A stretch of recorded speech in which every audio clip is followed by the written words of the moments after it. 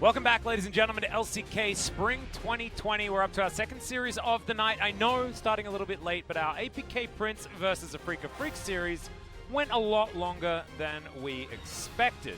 Also, a lot of things went unexpected, but look, these things happen. We can leave that game in the past and move on to SANDBOX versus Griffon, which is going to be a really interesting history lesson, followed up by what the reality is, which could be very, very different to what we've experienced thus far. Pretty sure the win record for Griffon is pretty damn high against SANDBOX. Yeah, but this Griffon team is different than the previous Griffon team of old. Yeah. As this one is currently in 9th place, and at the end of tonight could be in 10th. Yeah, if this is a 2-0 for SANDBOX, Griffon are officially the last place team in the league. Yeah. With nobody else there rivaling them. So it's the opposite Griffon to what the one we've been seeing in regular seasons past. It's Sword going up against Summit. Yeah. I think that if SANDBOX find themselves the Orn ban button, I think things are going to be very rough for Griffon. The closest they got to a win was with that. Yeah, it's with the Orn as well as just with the massive scaling edges that they had, almost bringing them to victory.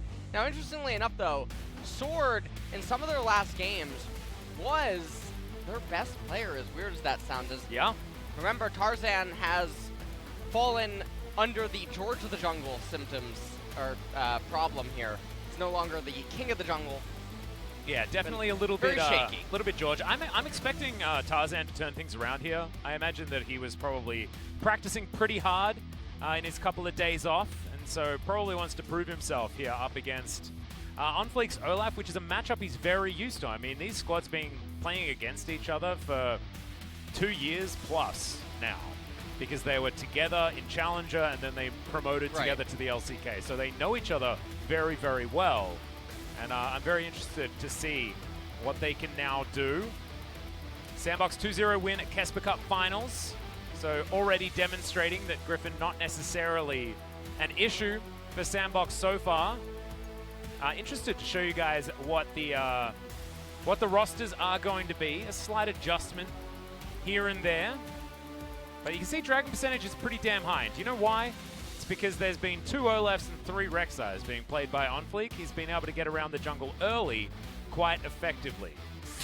And I mean, take a look at Griffon's stats. They are almost last place in everything. Yeah. On their stat board right here. Sword, this was Afrika sieging the bottom tier 2 turret, and Sword actually getting quite a lot of value. They managed to turn this around, and this was a byproduct of Afrika just being super impatient. We have to remember throwing the game back. Yeah, having a look at these highlights, we have to remember who the enemy nameplates belong to and how close these series actually were. Yeah. Because it says 0-2-0-2, right, on their record, which feels really bad, but so many of these games came down to really clutch moments and incredibly difficult to call situations that, honestly, Griffon should have won. So they've been up against Afrika and Gen G, our top 2 teams after week 1. So maybe not exactly an accurate representation of their power level, as SANDBOX, they had their debut against APK Prince, and they looked like gods. And then Dragon X proved to be a little bit more of an issue for them. Yeah. SANDBOX made quick work of APK.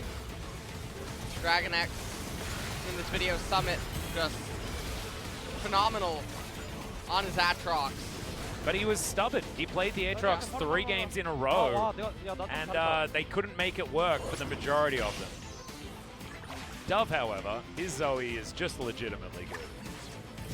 Pretty sure Deft had full health here, by the way, and then he definitely did not.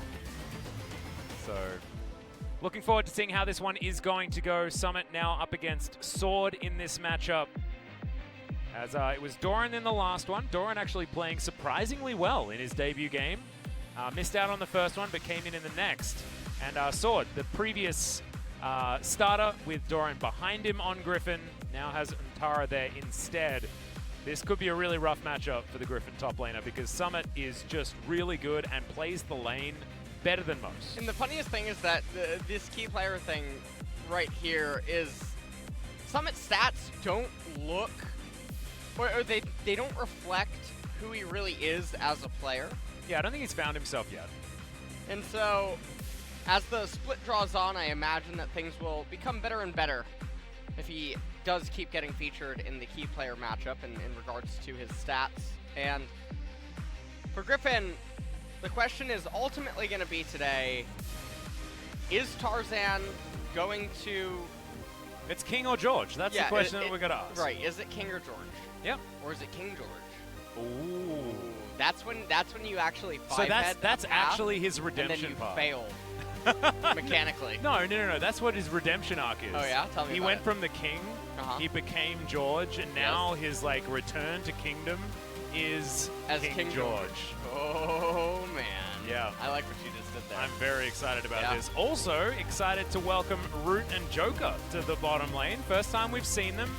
Leo and Gorilla having a little bit of a rest, and we're putting our different older gentlemen into the bottom lane in Joker. Looking forward to seeing what they're going to be able to do. Hopefully this isn't off the back of recognizing Tahm Kench being utilized nicely in the last game, because Joker did very much like Tahm Kench. I'm a little bit worried, a little bit frightened, but we shall see. So far, having a look at this roster, of course, Irove, formerly Cabby, so has been on Griffon for a very long time. Ucal and Nayeon, the two new additions to this squad. And it's going to be Ucal starting here today. Nayeon's played one game, wasn't great. He was still smiling, so that's good to know. That often doesn't change regardless of the outcomes, but this is where things change up a little bit, and I wonder what it means for SANDBOX. I was really excited when Root was announced for this roster. I think that after going through his Jin Air Purgatory, he actually did look pretty good on the roster in 2019. So seeing whether he can perform up to that level after Leo has had some really good games as well. Of course, the former T1 trainee.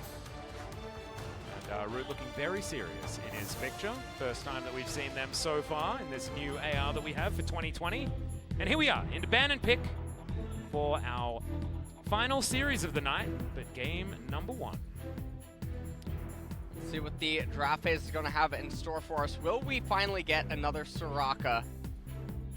Now, Soraka, if Summit were to pick Soraka, that just doesn't, you know, that would be like, I don't even know what I would compare that to. Yeah, it feels a little bit wrong. That would be like, when I think about that, I think about like Zangief from Street Fighter wearing a dress or something like. Yeah, that's actually sort of what I was thinking. I was thinking of Dwayne Johnson doing it. Yeah, which yeah, is the basically Rock, the same. Perfect. Anyway, Elise and Ornn. So Griffon found the Ornn button. That was the opposite team to what I was expecting. However, still Ornn off the table does mean good things mostly for SANDBOX. It means that Griffon might be looking for a set. No, they're going to look for that in the ban list as well. They have a specific first pick that they're after. Let's see what that is going to be. Or maybe they're just terrified of Summit. Not entirely sure. SANDBOX with one ban left. Ophelio's taken off the board. We've discovered that you can ban him. That is a thing you can do. Well, see if they also ban the MF or something of that nature. Gonna be Lucian and a insta hover.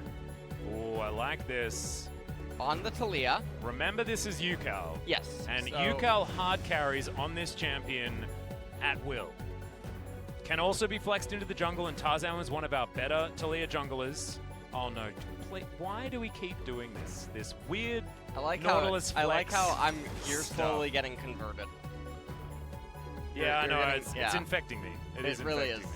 But I was actually pretty excited about the original pick, but Senna being locked in is actually really, really cool. Another flexible one. Yeah. You know that MF is coming. Here it is. Yeah. Well, now. Let's not get ahead of ourselves. Okay. I kind of would prefer it's gonna be MF. Oh no. Oh, dude. What? Joker. Well, there we go. We know what it's there for. The Tahm Kench is coming in because one of the more popular Senna lanes has been Senna Tahm Kench around the world. So they're going to deny it, and we're going to go back to an old favorite here for Root and Joker. No straight look, because they haven't played yet after week 1. They're like, all right, We're not going to stretch you too far. We're going to play the most standard 2019 bot lane duo in Korea. And that's what they've done. Gragas. I like how you just completely left that alone. I'm gonna just ignore any. Oh. Oh yeah. Slather me up. We're really testing. We're testing LS's patience here today. That's what this draft is all about. But Gragas and Braum to be picked up here. I mean, Braum, again, going back to old Tahm Kench metas. Braum always utilized up against the Tahm Kench because you can use your passive very effectively to CC the Tahm and try and go against him that way. See if they end up banning away the likes of Syndra or something of that sort. They also have option to R4 the Syndra pick and then reserve counter pick for Summit. So they're banning away Yasuo first to take away from the Gragas Yasuo combo. Understandable. Ucal also one of our better Yasuo players, so I do respect that one. Aurelia to be taken off the board as well. Just trying to give Sword some leeway in his top lane matchup. Wouldn't be surprised to see something like a Renekton ban next. And that does mean that Summit will have to go to a different champion unless he's actually able just to pick up his Aatrox, which, looking at SANDBOX's current composition, is likely. Yeah, well. Oh, they're going to ban the Renekton themselves. So Griffon do have the opportunity of just getting straight in there and taking away the Aatrox if they would like. I expect them to do so, but we'll see whether they deviate from my internal monologue plan. Because I am, of course, not the coach of Griffon. That is H-Dragon. So the last ban is going to be, as Aurelia has already been removed, and now LeBlanc. And the LeBlanc being banned away could definitely be an insecure Zoe. Yeah, actually. We've seen that sometimes. Well, honestly, SANDBOX should just pick Zoe. Dove currently has 32% of his team's damage and has played 4 out of 5 games on Zoe. He's just good at the champion. Plus, they have a mid-game comp already. May as well just play around some Zoe bubbles and utilize it. And look, seems like my brain finally turned on. Here we go. Griffon now probably just going to respond with Syndra. Nah, they'll pick Aatrox first. Oh. Because they need to pick it away from Summit. They're going to pick both here. Ah, okay. You know? So okay. Syndra, Aatrox? Yeah, you know, I mean, Syndra does have Sin in the name, and therefore really that enables the Aatrox. Exactly. You know what? I actually like how astute you are. Look, I sometimes nail it. Yeah. And sometimes I don't. That's a Jace. Which is pretty different. I do like it. Okay. Often playing around the Gragas jungle, so Gragas is now relied upon as a nuke. You've spoken about this before with Karthus jungle. Gragas can sort of do it. We've seen Cuz do fantastic things, doing maximum damage on the Gragas jungle if you can create a composition like this around it. Oh dear. They're hovering Kennen right now. Summit has been... It's the Keen problem. Yeah. This contagion that is Kennen. Yeah, it really is. It really is. Very Kennen strange. will end up being locked in here. Go up there to the top lane. So it's going to be Zoe versus Jace in mid. Kennen versus Aatrox up there in top lane. And honestly, Griffon didn't find themselves with that bad of a draft. Eventually, though, it will just come down to, can Tarzan find Gragas casks onto Zoe that can really kill her? But with the Tahm Kench there, it's going to be pretty hard. Just feels like if this goes into a mid to late transition, so 25 plus minutes, there's no reliable answer to Zoe. Yeah. And they can have all the scaling that they want. The one thing I do like is that, you know, Zoe's portal jump is so projected that explosive cast can be very useful in those moments. You just time when she's going to pop back again, and then Tarzan can lock down that kill for the team. I do like the siege available for this Griffon roster as well. The Senna and Jace certainly will be able to crush turrets pretty effectively and make sure that everyone is at low health bars, so that then you can have Sword come around the back with a World Ender and go for that all-in engage. that Gragas can certainly facilitate as well. And if they need disengage, they've got things like the Glacial Fissure, and they of course have the door that they can put up from, of course, OK into the Zoe for that reason as well, because you can block Paddle Stars for your teammates that get trouble bubbled. Griffon shoring some things up here in the draft, but SANDBOX just sticking to their guns. This is a very, very SANDBOX composition right now. And see whether, once again, it works out. It worked very well against APK Prince, but Griffon might show themselves to be a very different 0-4 team than what APK were heading into today. Well, so if we just turned the names off, right, and we looked at both of these compositions, which one do you like the most? And which one can you identify as having more win conditions and more outs? This one is another one that is extremely close. I think that they're favored at 2 different points. And so the nameplates to me are almost always irrelevant unless I would state otherwise. Yep. In terms of, whenever I say that I'm unsure if it's going to matter due to the discrepancy between teams. And obviously like a here... King's Aatrox type situation. Yeah. Here, if Griffon end up getting ahead, there's very little that SANDBOX can ever do. But if the game is completely even, then SANDBOX is pretty okay. Zoe, I don't know what she's doing with her Paddle Star. She did just summon one. So you can see by her Mana Pool. Maybe throwing it into the mid lane. Oh, Irove showed himself, what? All right, 2 versus 3, but nothing's going to land. And yeah, Irove is here for some reason. Isn't too bad. Senna, of course, this is 10-2, so those nerfs haven't hit just yet. Otherwise, we would have expected Senna to likely be in the support role. And do you think that we're going to get any of these weird Senna funnels? No. Because we like funnels here in the LCK. Well, might be a thing. Senna, from everything I've heard so far, she feels a lot worse as ADC now, but her support is really gross. She just gets a kill or two, she starts getting going. Pack up that, stack up that passive. Yeah. And then everything gets better. Irove did make it down towards its bottom side. Viper gets a free ticket towards level 2. And as this wave got shoved in, was able to pretty comfortably farm as well as Dove clears out some of this wave. Ucal hanging out here in the mid lane. See how aggressive this Jace is going to be? Does take the cleanse and the phase rush. So not exactly a full Biffo Jace build with electrocute and ignite or anything like that. Just trying to play this one a little bit more sneaky.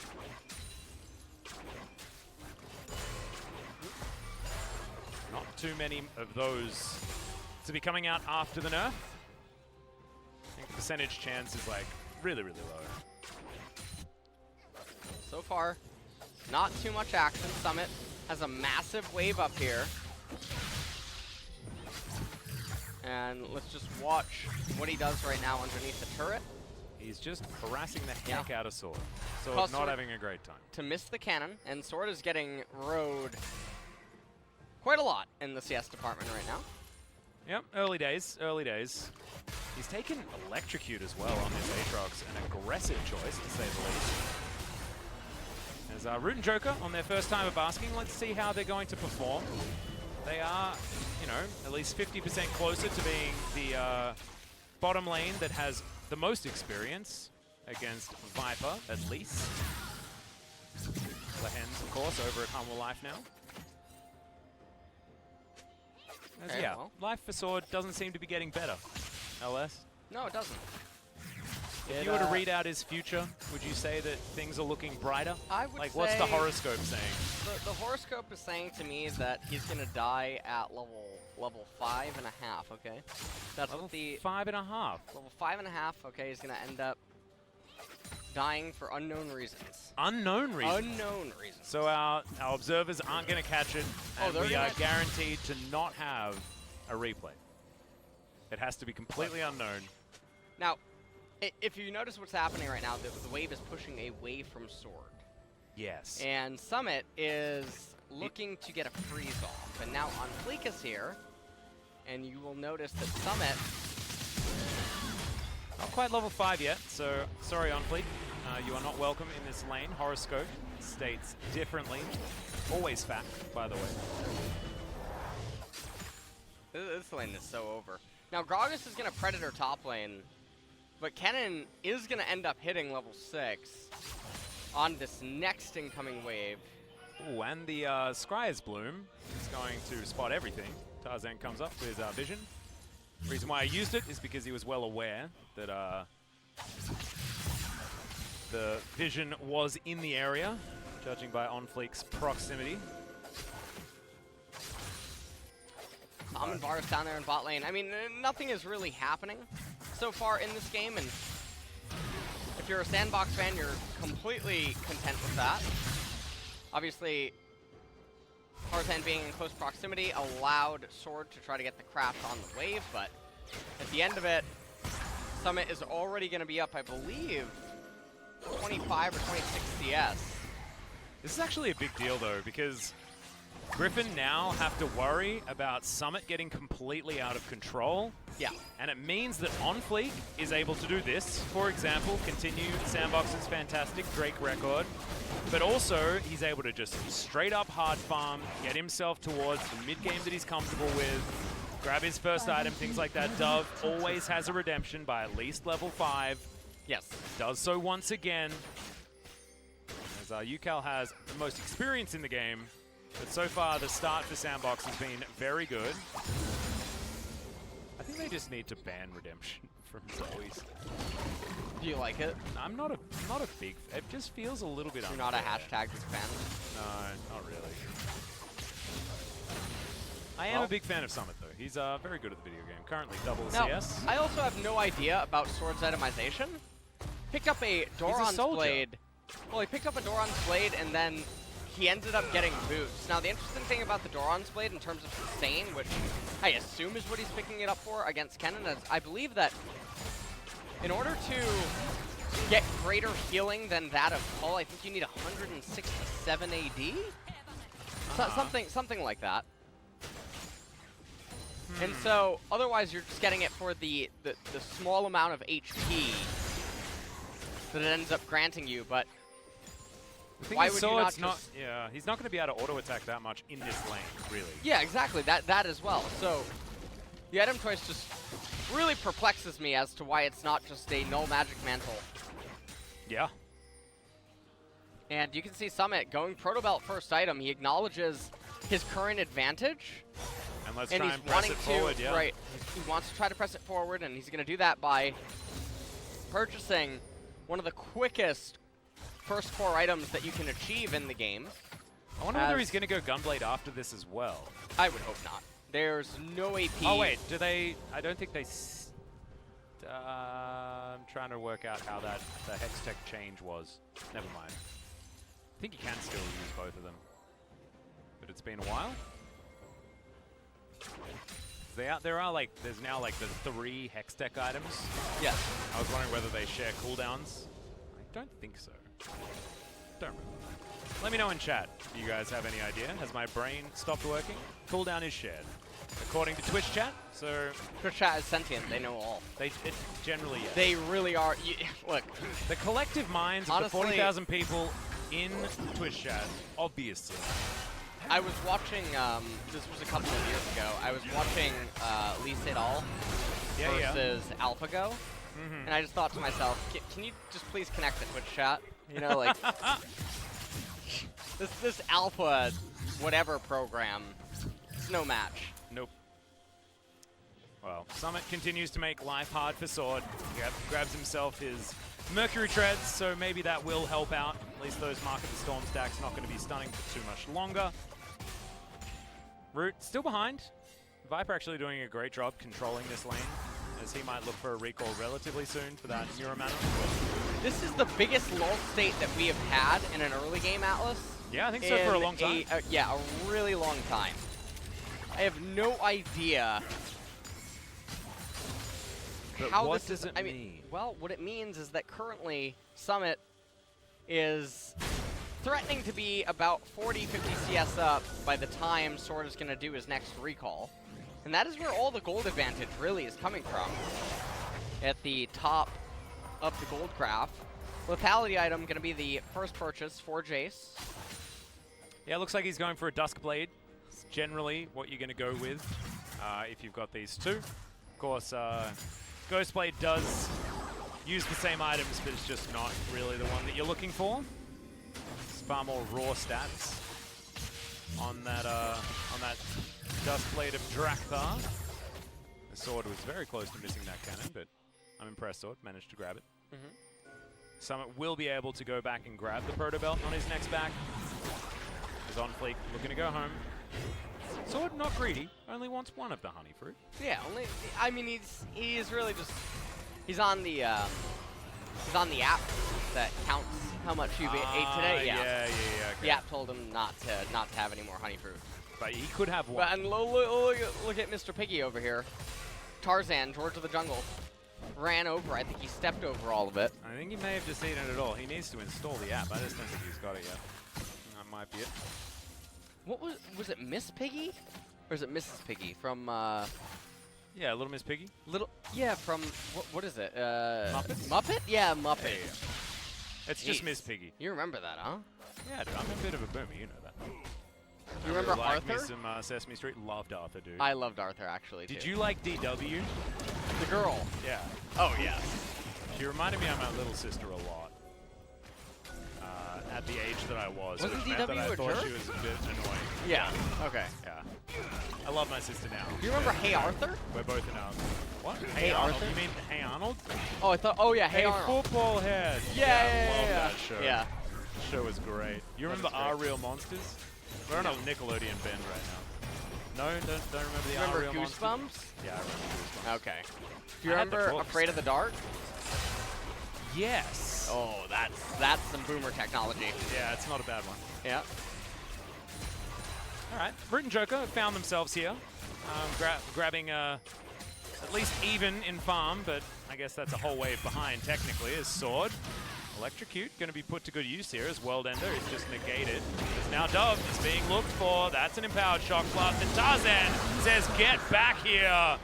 As Griffon move on up, they're unable to actually contest the Drake, but grabbing first blood onto their Jace. And also the Rift Move Herald. forward. Yeah, the Rift Herald's going to be spawned right now. A little bit late, but doesn't matter. Ooh, it is OnFleek's favorite time, though. Time to pick up lane minions. That is any jungler's favorite time. Loves it a lot.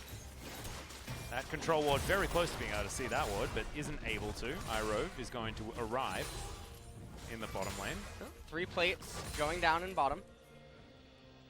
A little bit rough that Dove falls down there because there is so much vision available for SANDBOX on the bottom side, and after you've made an investment like that, you really would prefer to be able to guarantee your safety. Yeah. Wasn't able to happen. Let's take a look at how this all happened. Dove really greeting for some of the damage on Ucal right there. Ends up flashing really late. Cask was just stunning, though. Really nice stuff coming out from Tarzan. Might be demonstrating that George is about to be promoted. And now at this point, 800 gold lead for SANDBOX, and unfortunately for them, a very lackluster Soul. Yeah, is that's all going to coming in come up. again. But movement speed on ult cooldown, pretty good for a cannon. And an Olaf. Yeah, I don't mind it. Yeah, not so Also bad. helps Root Kite. Okay, You know, sure. helps Joker run around a lot faster after he gets out of the floor. With the Abyssal Voyage. How do you know that he goes through a floor? How do you know he doesn't... Oh, it depends where he uses it. How do you know? You understand... Yeah, what, you absolutely. understand the physics behind the Abyssal Void? Yeah, it goes into the whatever is Oh. standing on. Sure, and okay. then up out of Yeah, whatever, whatever. else. Yeah, whatever, Mr. Smarty Pants. Sure. Well, just identifying what the Alex, you thing don't is. have to brag. Do you know what I think is the most impressive about Tahm What? Kench? He seems to repair every single hole that he makes. Whereas you've got Rek'Sai on the other side, That she really- just leaves yeah. all of her tunnels everywhere. She just leaves messes everywhere she goes. Yeah, but Tahm Kench, no, Tahm he's not about Kench. that life. Yeah, he's not. He tidies up instantly. Yeah. On Some the might wave. even say that he has OCD. Yeah, maybe. He definitely is a clean guy. Mm-hmm. And you can really tell by the way that he takes care of himself, too. I think that must be it. Yeah. It's because he does certainly look like a well-groomed gentleman. He definitely is. And I mean, you take a look at his fashion sense as well. And yeah, there's many outfits that he does have available Indeed. to him. And he's a man of many jobs, too. I mean, you've seen him in the chef outfit. Yeah, true. Yeah. Certainly able to take care of his friends. Currently, just sitting in his pajamas. This is the original. His birthday suit, as it were. That's a great flash out from Summit. Tarzan just went Georgian.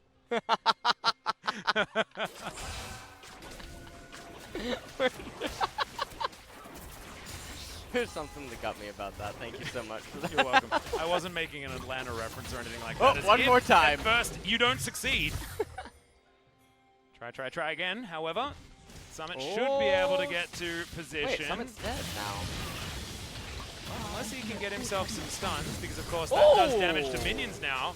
His sword has to flash to get out of the way. And so for that dive, what they've decided to do is just bring another member to the top lane. Okay. Summit doing the very best he can. As Ucal could be in trouble. Misses the first axe though, does OnFleek, and leaves it on the floor. As now Ucal forcing the flash out from OnFleek's Olaf. This should mean the turret falls down. So in the end, Griffon actually doing pretty well in the exchange. But in the meantime, the bottom out of turret fell. Yeah. Viper down in bot lane, just trying to collect whatever it is that he can. This is feeling like a real Griffon game. You know, one of those games where there's just not a lot on the kill score. Summit, we're going to check out the pro view. 나 왔다. 긁어 노플, 긁어 노플. Did the Kraken's 노플 no flash. 노플 진짜? No ult, no flash. Then he said Jinta, which means seriously, as if maybe his teammates wouldn't believe. Yeah, I'm actually really confused what happened there as well, because I feel like you shouldn't be able to react fast enough to a flash body slam unless you pre-flash. But it didn't really look like he pre-flashed. It looked like Tarzan missed. It was weird. Well, I will tell you one thing. We do have an Oblivion Orb on Kennen, and the enemy already has magic resistances. And there is certainly an argument to be had for Morello this game, though, because of Senna. Senna is present in addition to Atrox and I suppose the later stages, although he's lacking Conqueror. So it's just going to be the Death Stance. Senna does get quite obnoxious, though. She does. In fact, Ultimate and Q both doing some pretty ridiculous healing. Although Ultimate more about the shield, I guess. Now Cloud Drake #1 is going to be started. Shock Blast narrowly avoided there. Joker understanding his width very, very well. No stranger to Timothy Kenshin's. Bubble goes wide. Dove needs to be careful though. They're reacting to this Zoe in this mid game very, very well. Over on the side of Griffon, Sword looking for his flank opportunity as the cask is not the one that you want. As now Sword maybe in a little bit early. Ragnarok coming down, goes Golden. Does the Aatrox as Tarzan locks down the first Cloud Drake. Sword in trouble. He's going to go down first as Root grabs it. Summit, gigantic damage into the backline as Dove looking for Viper. Portal jump, not going to find it. Trouble Bubble was so close with the vision available, but not quite there. And SANDBOX do get themselves the team fight that they were looking for. They end up winning the team fight. They're going to be able to convert this into a mid-tier 1 turret capture and even cancel Viper's recall to boot. So after this, most likely going to also get the Rift Herald, probably off the back of this fight. Not right away, but post-recall for sure. I think it's really... Although there's only 1 minute left, so actually maybe neither team will end up getting it. But take a look at this replay. Summit gets knocked away by the cast. Sword going in there on Olaf. Senna ultimate comes out, and then Summit says, okay, this is my time.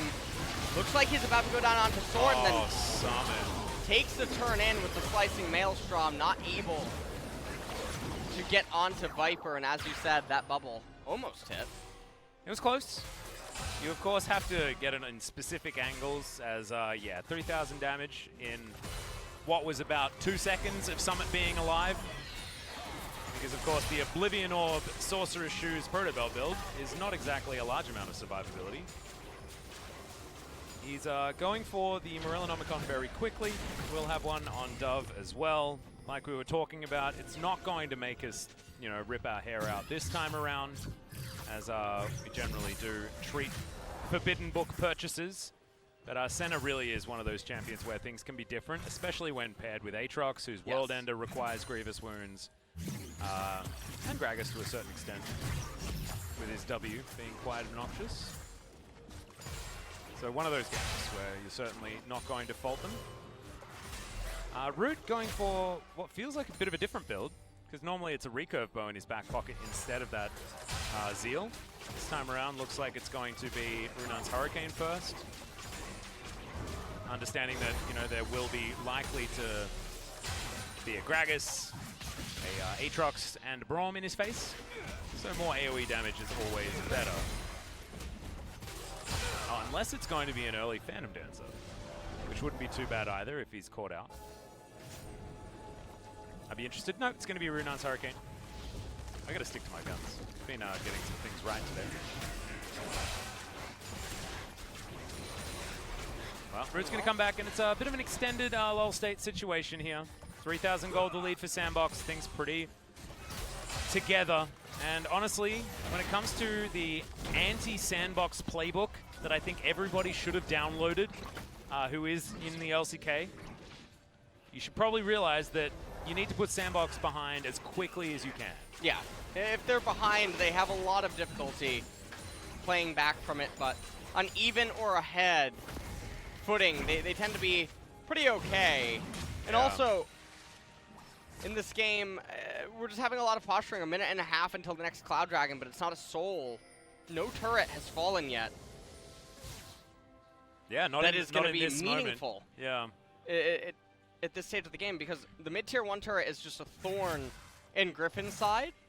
Because with the Zoe and the bubbles and stuff, this coverage that the turret grants in terms of safety is just really valuable at this stage of the game.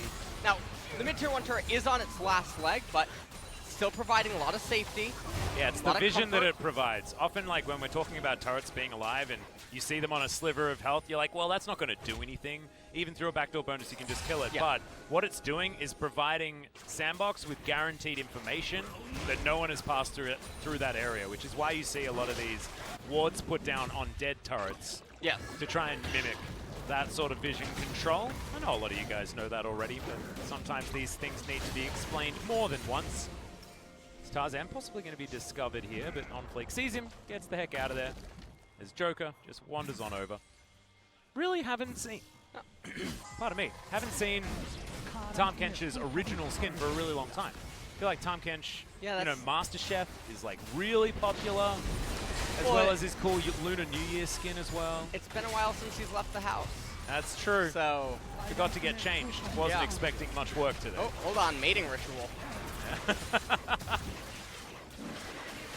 Timothy and Tom. Timothy and Shelly now, just hanging out. I don't like the Morello pickup from Zoe because her role is a little bit different than Kennen, who is going to get a multi-man slicing Maelstrom. Yeah, gets to stack the...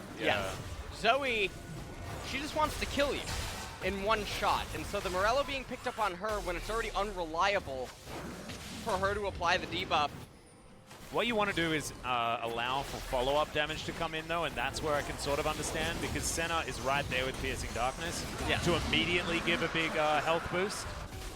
So I can understand that side of the argument a little bit better. But has it anyway. Dove got a Super Soaker on the Zoe. I like the amount of GLPs that we have running around.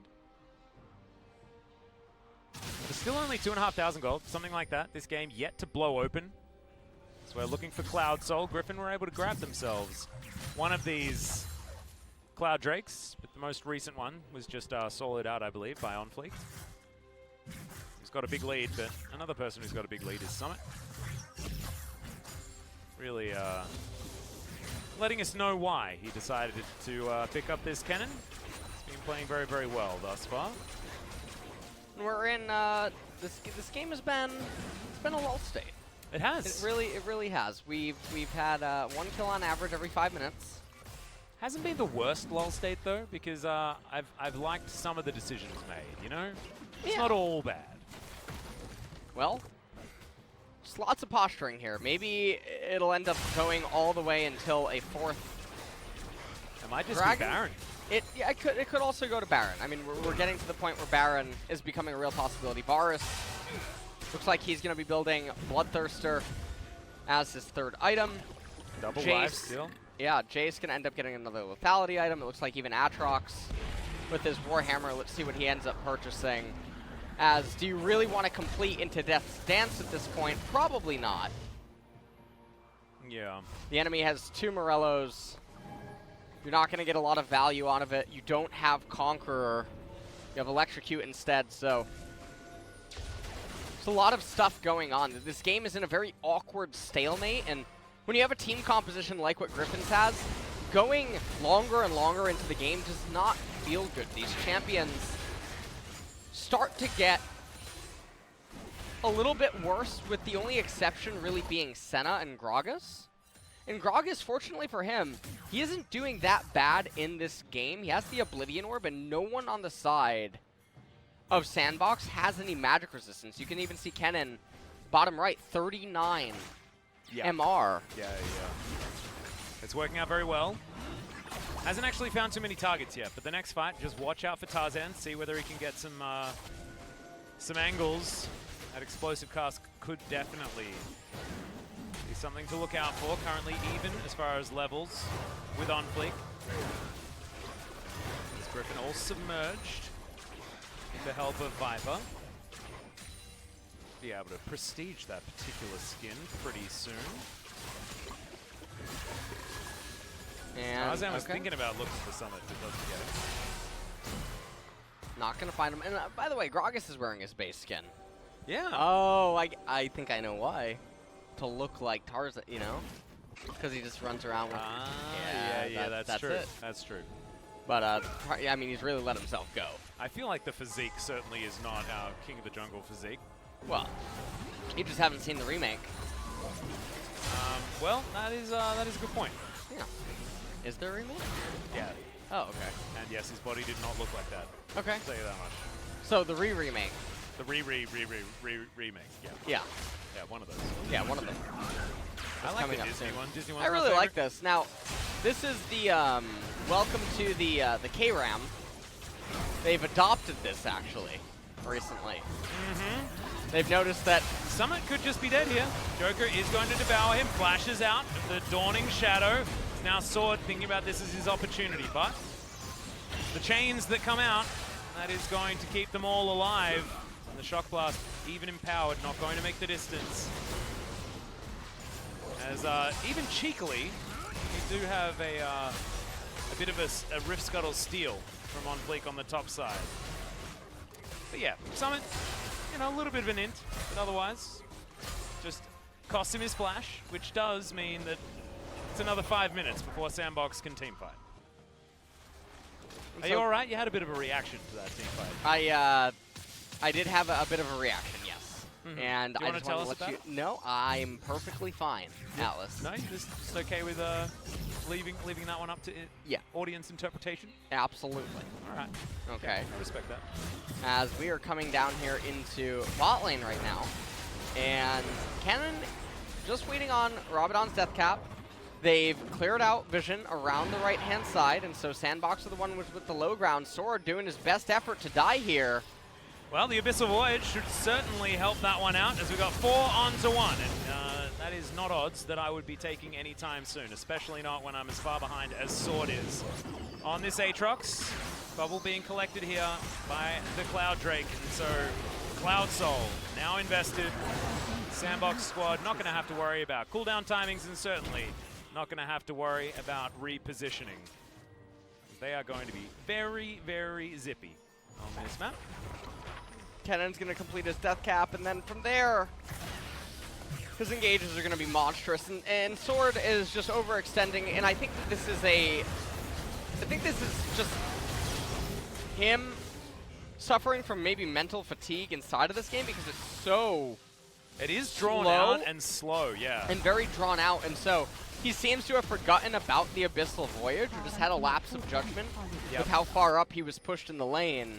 And also you get lulled into false senses of security when games, like we've had 6 kills in 29 minutes. This is crazy. So slow, yeah. Yeah. what you're saying does end up taking place quite often. Lots of pings right there that we heard. Well, not pings, but tab pings. Like Yeah, summoner, some you know what tabbings. I'm talking about? Yeah, many tabbings. Yeah, many, okay. Dove was looking for someone, but that bubble is going to come up short. OnFleek over to the side, realizes that his Krug camp is gone. Not worth as much these days, so not too much of an issue there. Bloodthirster completed. Root now has a pickaxe on it as well, and a slight CS advantage. So this game is well and truly at a snail's pace. Okay, well, this is definitely something. Just trying to think about more content here, you know? Like, what's your opinion on axolotls? What are those? Like Mexican walking fish. What? Is another way of I think was another name, but axolotl is their official name. They're like little fish. They look a bit like Tom Kench, and I thought Tom Kench was an axolotl until I found out that he was a catfish. Yeah, he's a catfish. And I got a little bit sad because I really liked axolotls. Used to have a pet axolotl back in the day. Okay. It's just a really fun name to All right. say over and over again. Do which you is why I've know done it. what you just reminded me of when you said pet? Is Yeah, what's that? I recently saw, I didn't know what its breed name was, but I saw a Samoyed. Samoyed? Oh yeah, you were talking about Oh this. my. The floof. Oh, a floof is a bit of an understatement. It is a cloud on feet. It is something magical. Yeah, it's majestic. It Definitely really is. majestic. Like, it's a legendary Pokemon in real life. Yep. So I saw that, and I think you know, Are you gonna get one? maybe sometime in the future, not now. Hey, yeah. You got plenty Also, of room they at your definitely place, don't- you? Well, I do, but not intending to stay there Ah, okay. for much longer. And then also, Korea doesn't actually, it's not that ideal for large pets. Yeah, actually, I would never want to own a dog in Yeah. Korea. I feel like you need a backyard for a You- dog to be right. the happiest. You need a backyard, or you need the A I was park actually nearby. I was watching. Well, there's a Samoyed like breeding person facility in the States, and they have these mini treadmills that are for dogs. Oh, that is Oh, it's really the cutest cute. thing ever. It's the cutest thing ever. They just run on the treadmill for like 30, 45 minutes. So adorable. And the owners are very elderly, so I assume that it's either that or you hire someone to take them on walks, but the dogs just seem like they're in heaven when they're on the treadmill. They have little boots or something that they wear too. I like it. It's great. By the way, guys, just to go back to the game just for 1 second, an attempted Baron happened. SANDBOX peeled away from it because they managed to get the teleport like they were looking for, and now they can put on whichever much pressure that they would like for the next 5 minutes or so, knowing that Sword will have to be grouped as 5 for the entirety of that time. And what they make of that is yet to be discovered. 60 CS, I believe, is the gap between Summit and Sword. 50, give or take. It's a big number. We've got stopwatches being collected, getting to that point where even though it's 34 minutes into this game, it's feeling a little bit like next team fight wins. Yes. It definitely is. Elder Dragon coming up in a minute and a half, and no matter what, one of these two objectives is just going to be the game ender. And when you have games that go like this, where no one gets any gold, and all the champions for the most part are on even footing, comes down to one team fight, and then that's just going to decide the entire game. And when it eventually gets to that point, like I mentioned earlier on, this is the Zoe show where if she just lands a bubble, you win the game. Yeah, and also, if she doesn't land a bubble, you don't lose the game. You don't That's lose the the thing. game, Like, yeah. that's the ridiculous thing about Zoe at this stage, and what makes her so good is that you can just fish. And Griffon don't have those fishing options outside of Ucal softening people up with these shock blasts, as we can see. Nice. Viper, a little bit aggressive there. I love when Bubble's Zoe's going do to go that. wide. Yep. Oh The my cur- god, Viper. Oh. That's a great stopwatch, but it might be the end of your life. Flash has to be used as Viper very, very low, but OnFleek, he falls. Dawning Shadow interrupted by death. That is the best CC in the game, and now Root just kiting the Aatrox out. He's an afterthought being ignored by this SANDBOX roster. And they got their priority target took down the secondary. Now they'll grab a Baron and most likely push to win the game. They're going for the Baron, but Elder is an infinitely better objective. And now this probably means that Dove is going to have to go over and defend against the Elder. I don't know what Tarzan and Ucal are doing. They could already be out on the Elder Dragon. Yeah, they could be killing it right now. They could be killing it right now.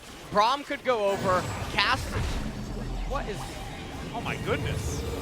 Whoa, this is another one of those moments where it's like lulled into a false sense of security situation. I think that they're asleep. No one's aware that Elder Drake is even a possibility right now.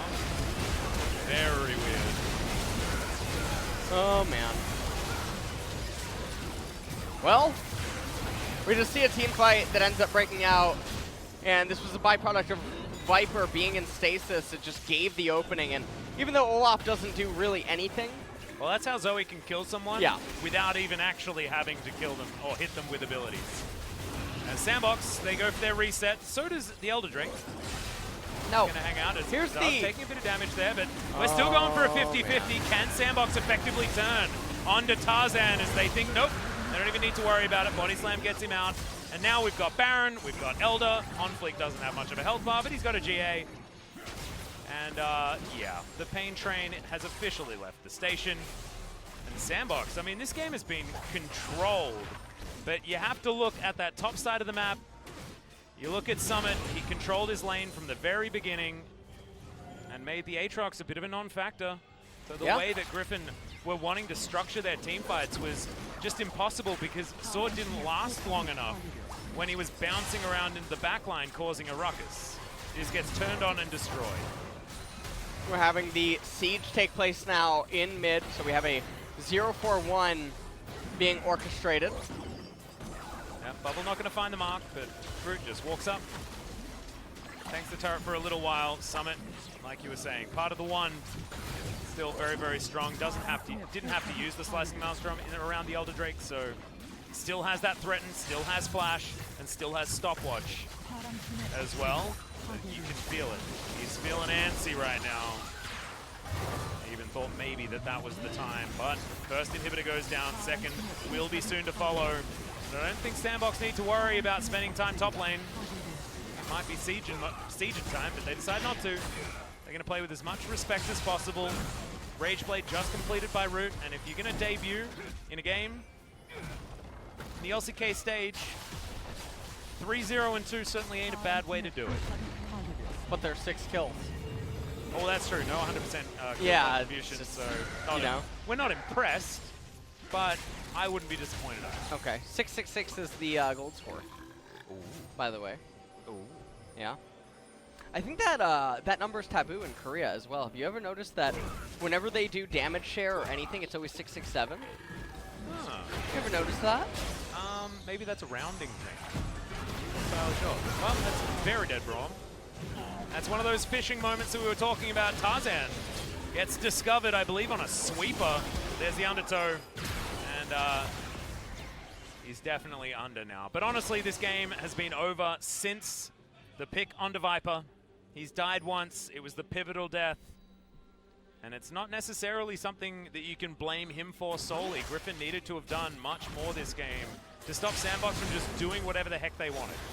Because they have. They've been the team that's been making all the decisions, making all the moves. And even when they're left open, it's an issue as Summit goes in. I think there was a center there. Not entirely sure because she's gone now. And these Nexus turrets are going to follow suit. The Nexus dies extraordinarily quickly. And that will be that. 3-9 is the kill score. The game lasted a very long time. But there's almost no doubt that SANDBOX were going to win from very early on. I mean, the game unfolded pretty picture perfect to what one would probably expect between these two colliding. It was very early and stable, or I mean, very early advantages accrued by Summit in the top lane, an extremely stable mid-game transition. Yeah. And then eventually, the Sinner team composition with Aatrox and Jace did not manage to get ahead or do anything. And in the mid to late transition, favor SANDBOX so heavily, and then that pick off onto Viper that really did just seal the deal. So I'm just thinking about what this exact composition would look like if piloted by a Freak of Freaks, or even if SANDBOX was to be on the other side of this rift, right? And you've got Summit up there commanding on the Aatrox, or you've got Keen up there on the Aatrox, who can actually become it a definitely side lane has threat. I think that honestly, merit. Yeah. SANDBOX's tactic of let's nullify Sword entirely broke the composition down completely. And this is why we talk about like comps needing to have multiple modes, because SANDBOX saw the mode that Griffon could win playing and said, well, you're not allowed to play that. And then Griffon realized, well, hang on, wait, we're trying to play this comp out the way that it's supposed to work, but it just straight up didn't. So The players seem to be talking to each other a lot in the backstage. it's good to see. As soon as they went back, yeah. But you have to wonder what their conclusions are of this game. And remember, the responsibility in the ask is put onto Griffon from the get-go with their champions. And when it's just not able to be met, then nothing ends up happening. So I was just very happy that it was exactly 10,000 Can we get a gold Soraka lead game? at the end. Well, I think you Sword, probably can you just... Come on. Come on. Maybe that's just what you need. The answer to all of your problems is Raka. That can be the next horoscope that we might read out, but we'll see. We'll have to wait until pick and ban for game number 2. But first, we will need to go to a short break before SANDBOX try and conclude this series against Griffon. Don't go anywhere.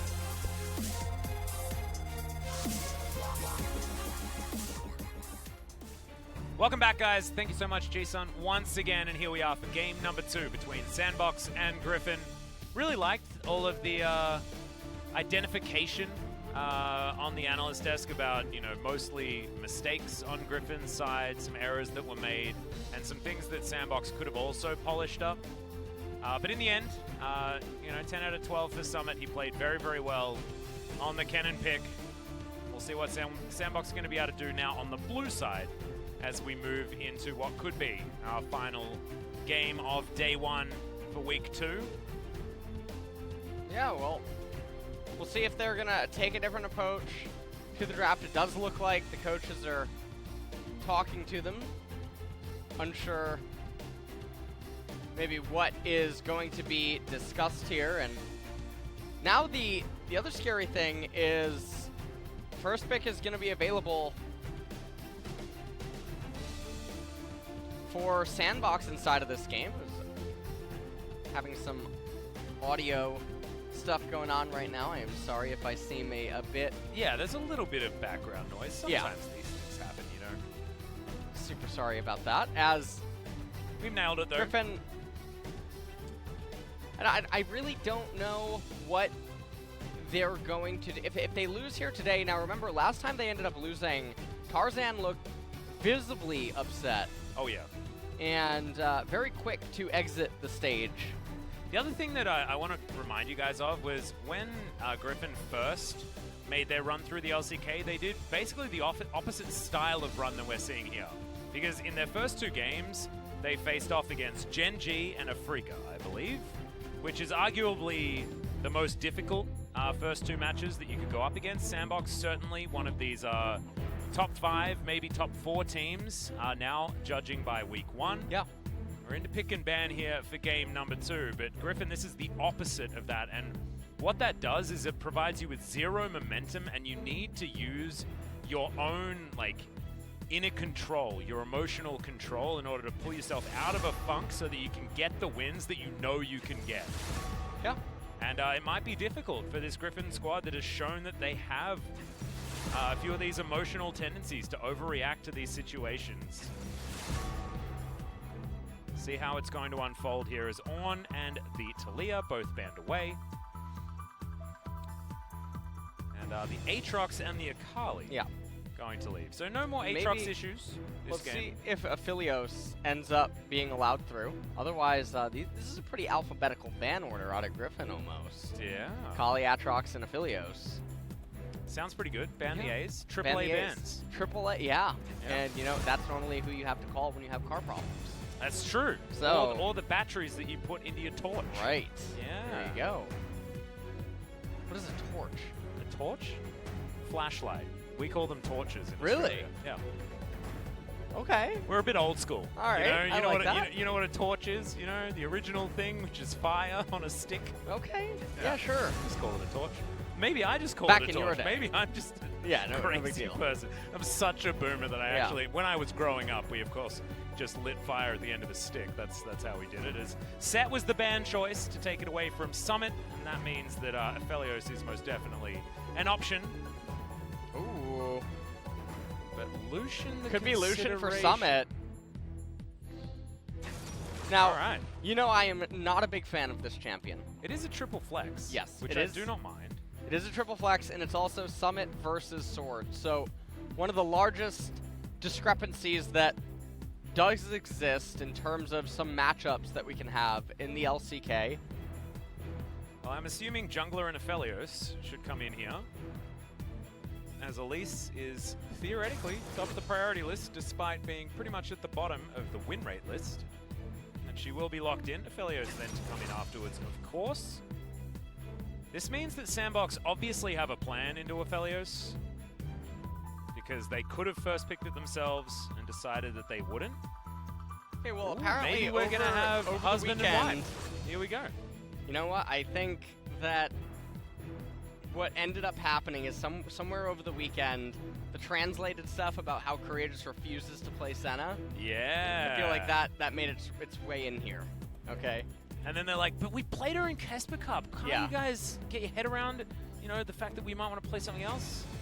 And then they realized, no, we won't. And so they picked it up.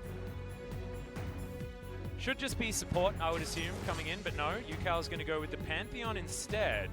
Get him around this map, try and prey on some of these side lanes, and allow for SANDBOX to be made accountable of being very pushed up in their lanes, especially, we're looking at you, Yes. Summit on the top side. On this Lucian, it means that Ucal will be able to help that out. Well, if you know, Pantheon mid or top, it can go up into Yeah, top lane. true. And it does have a very similar combo compared to the Elise Renekton, obviously. Pantheon Elise is extremely scary. I just wrote Oval instead of Olaf in my notebook. We're getting on in the evening. As Aurelia, once again, going to be the ban here on the blue side. It was an Aurelia ban on the Griffon side last time around, as LeBlanc also going to be secondarily banned. Griffon did this last time as well, just wanting to make sure that Dove couldn't jump onto that champion if he would like to. His Zoe is, of course, still available if he does want to play it.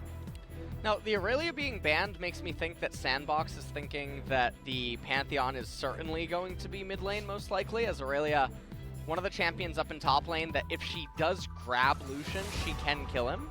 Uh-huh. Well, Jace is another one of Sword's only other more aggressive options as far as top lane that he found decent amounts of success on. I don't even know what Sword is going to pick if this isn't going to be his Pantheon. Maybe he's just going to go onto a tank and play Scion. Nautilus is going to be the support choice. And they have seen, you know, the bottom lane face up, so they may as well pick this one, and the Naut is going to be locked in. Something that Tarzan can play around, just show that Irove did not want to be on the Braum once more. Might be SANDBOX either baiting out a Zoe pick or something like that. Of course, Braum does okay into Zoe. But mostly it's picked into the Tarzan. I find it interesting that we've deviated. Gragas now. Are we just Now, going to I Gragas really Yasuo? thought this could have been a spot for Karthus. but OnFleek, maybe not a bit of a Karthus enthusiast. Hey, it could be Lucian mid, Tom Kench top, Ooh. and then Gragas support. It's not going to be, of course. Zoe. If it ain't broke, don't fix it, I guess. As Dove has certainly padded the stats. It was one of his more forgettable Zoe games in the last one, but you know, a win's a win. Which solo lane would this Aphelios be going in? Well, all right, Varus is locked. could be Aphelios top lane. We've seen the Shy actually play that a lot on his stream. Yeah, you were talking about this the other day. Yeah. A lot of Aphelios top. I am very doubtful that would be Oh, is it going to be Lethality Varus in mid lane as a means to answer Zoe? The old school pickup. And Varus was picked a lot, mainly into the Azir matchup in years gone by, largely because you can just straight up outrange, and you can still do that, especially with Zoe's projected positioning. It means these piercing arrows can really stack up. So I actually don't mind it. Ucal was one of our, premier Azir players for a time. I'm sure could easily just hop back over to that lethality Varus. Excited to see how this is going to go as Pantheon versus the Lucian. Now, Pantheon can soak a lot of damage that Lucian can throw out, especially, the culling comes in, you press E, you stack that up very, very quickly as well. Yeah, Lucian does not find that to be very amusing. No. Doesn't enjoy it. We once again have Tahm Kench, but it's Joker. Joker is basically a Tahm Kench player or bust. And alongside the center, you can understand it. We've seen this cross-region in regions where they actually play center, paired with the Tahm Kench a lot regardless. So sticking with that flavor. But I want to see once again whether Summit can have the dominating performance that he's shown us in game number 1, or whether Griffon can tie up this series and bring us the entire distance. 6 games, the dream. This current stage. Varus mid. It's been a long time. Yeah, it really has. And also, Dematerializer. Do you know who Varus mid reminds me of the most? Let me think. Zoe?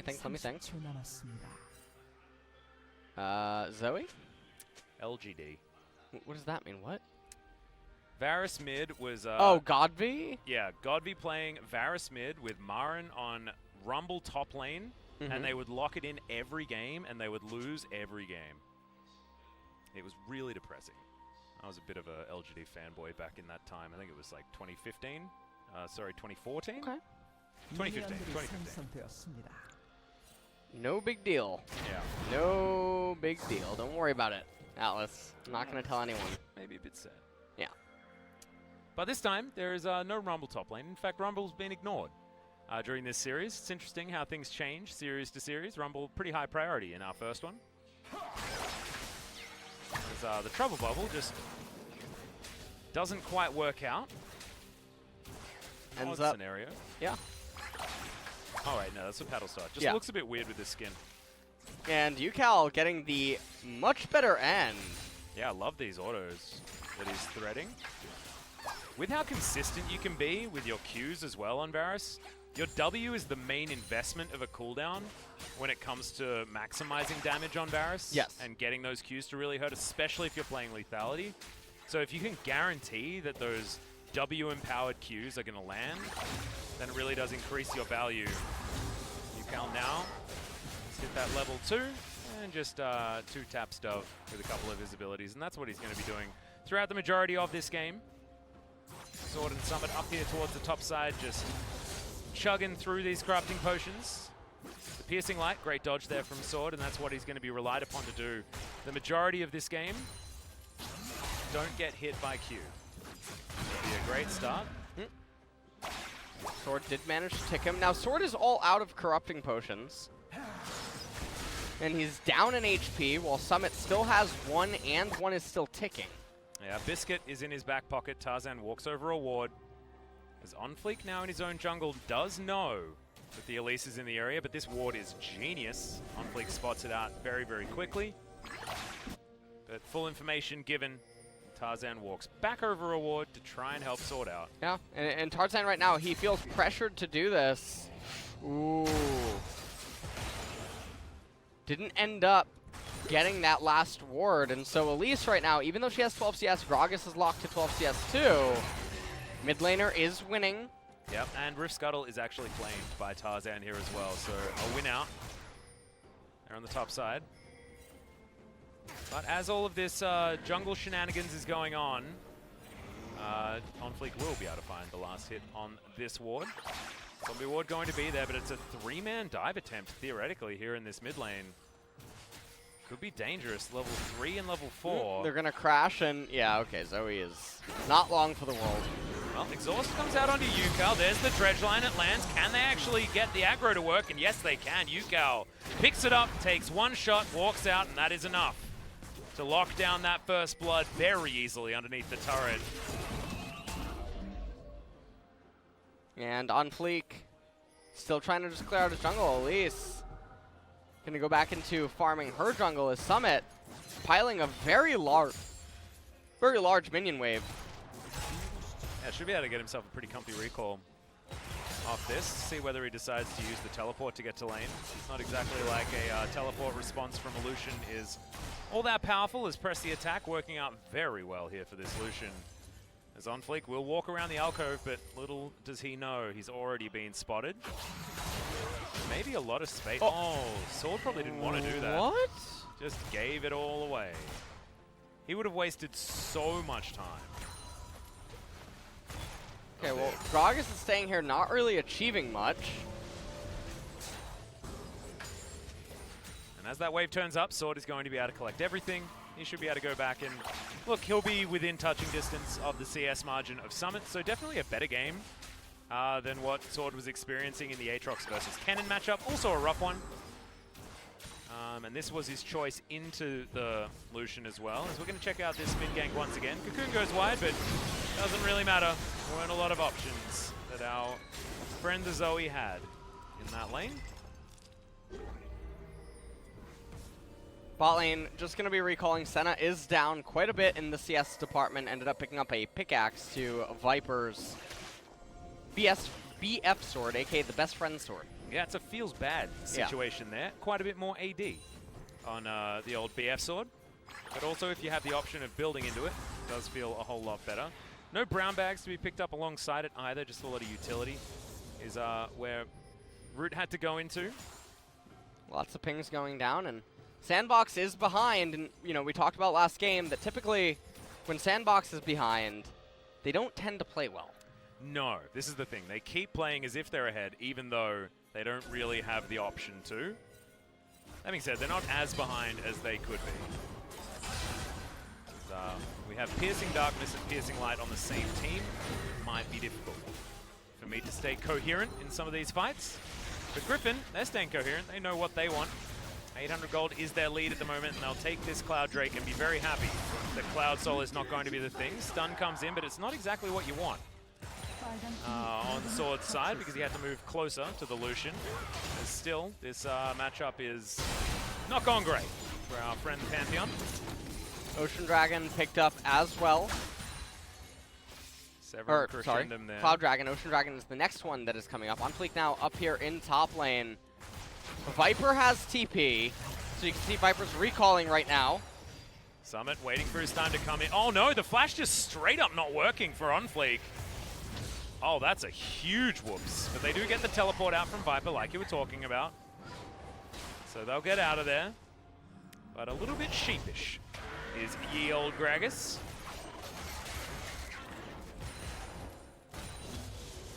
Well, Zoe still very far behind in the CS department right now. What? That's an obnoxious sound. It really is. And also that recall animation, I don't know where he gets those wings, but I think he needs to get that checked out. Pretty cool. Now, will he just Grand Skyfall back into the lane? I mean, that's what I would do if I was playing old school Pantheon top. But I also would never have taken teleport. He's an Ignite champion. Okay. I like that. I can respect that, Atlas. Yeah, good. As he did just run back into top lane. So Lucian's going to have a recall. Lucian will return to a good lane state. Double Doran's Blade Boots and Vampiric Scepter. Yep, looks like it will be the Blade of the Ruin King build to come through for Summit. Likely to be complemented with the Essence Reaver afterwards if he wants to go max damage. Not too many tanks on the side of Griffon. In fact, only Irove if you're really going to talk about it. So you don't necessarily need to go any sort of Black Cleaver build. Although it would work out quite well paired alongside Senna. Just because eliminating armor for your lethality-based 80 carries, pretty good. Mm-hmm. Senna, of course, does build a little bit of both. Yeah. That's all right. Summit just clearing out yet another Warden. we're in another lull state, which is honestly a little bit surprising. Usually, SANDBOX likes to play fast and loose. No matter whether they're behind or not. Yes. So this might actually show that they've grown a little bit in the couple of days that they've had between weeks 1 and 2. It's what we've wanted to see.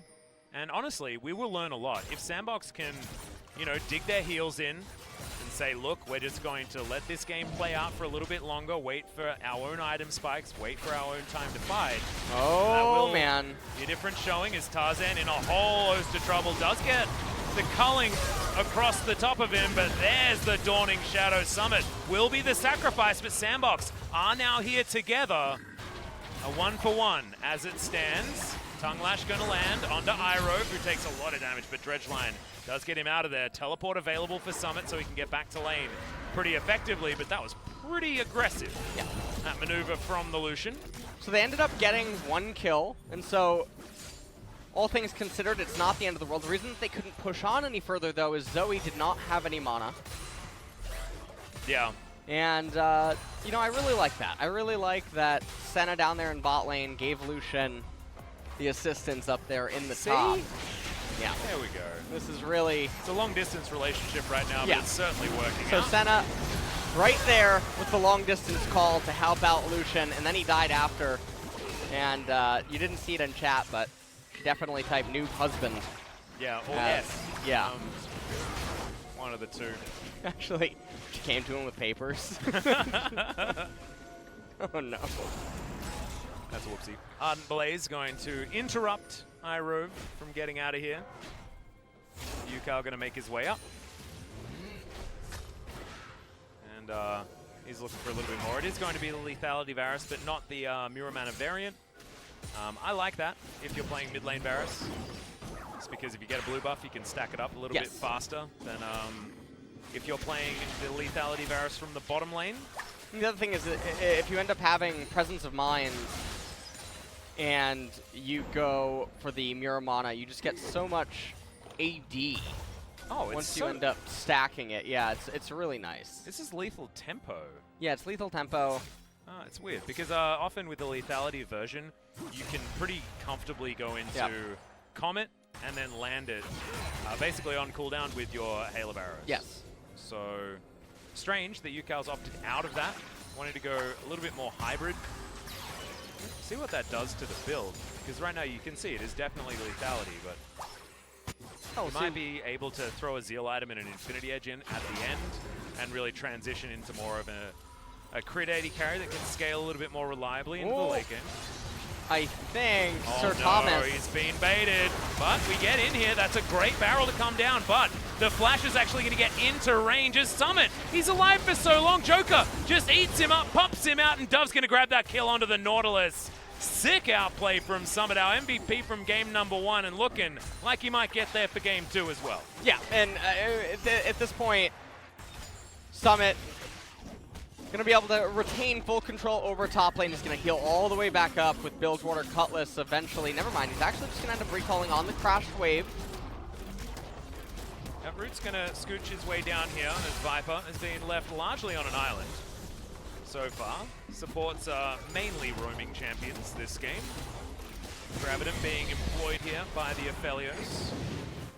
We call him Alodios a lot of the time, but he's not doing a lot this game.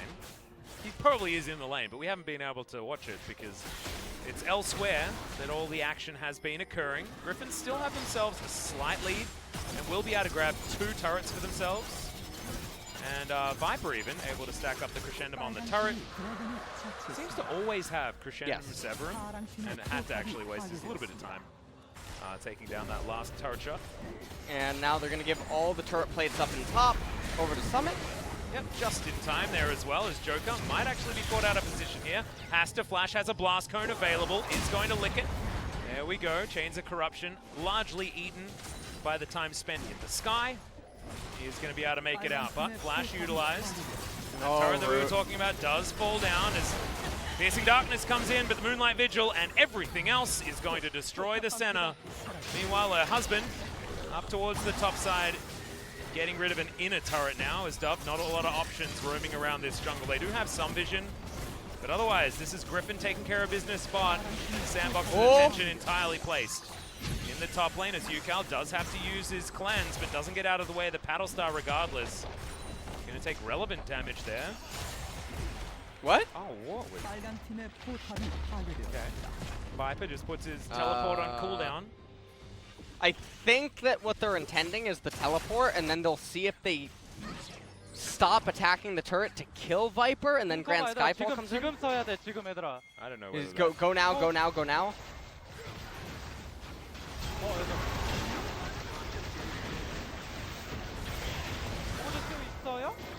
Can you eat me, please? Or can you eat me?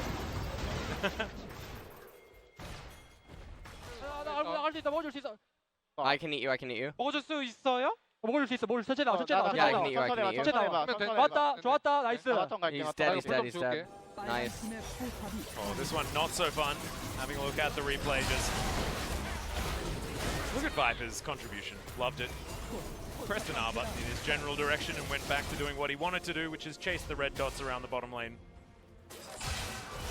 Oh dear. So a lot of this game is going to eventually now come down to Lucian and Zoe, mostly against Aphelios. So it's sort of like an anime battle or something. I don't even know exactly where we're going with this one. But also, Mountain Dragons coming up. So if you're SANDBOX, even though you don't get a lot of resistances, the enemy team is all building lethality. Yeah. And so minor amounts of armor, it still does mean something, especially if you end up picking up Ninja Tabai or Zanya's Hourglass on Gragas and eventually Zoe. This is huge for SANDBOX. Because if they can stack 4 of them, it's actually yes, insane it's the against soul. this team. Yeah. So if you end up getting 2 of them, you're almost invalidating a lethality item. And the a magic mid to late penetration item as well. I mean, Tarzan not going to be doing as much work on this Elise at the same time. I think the magic resist also going to be relevant because Elise does rely on magic pen so much. Ucal also missing a cannon creep, so evening things out between him and Root as far as that comparison is concerned.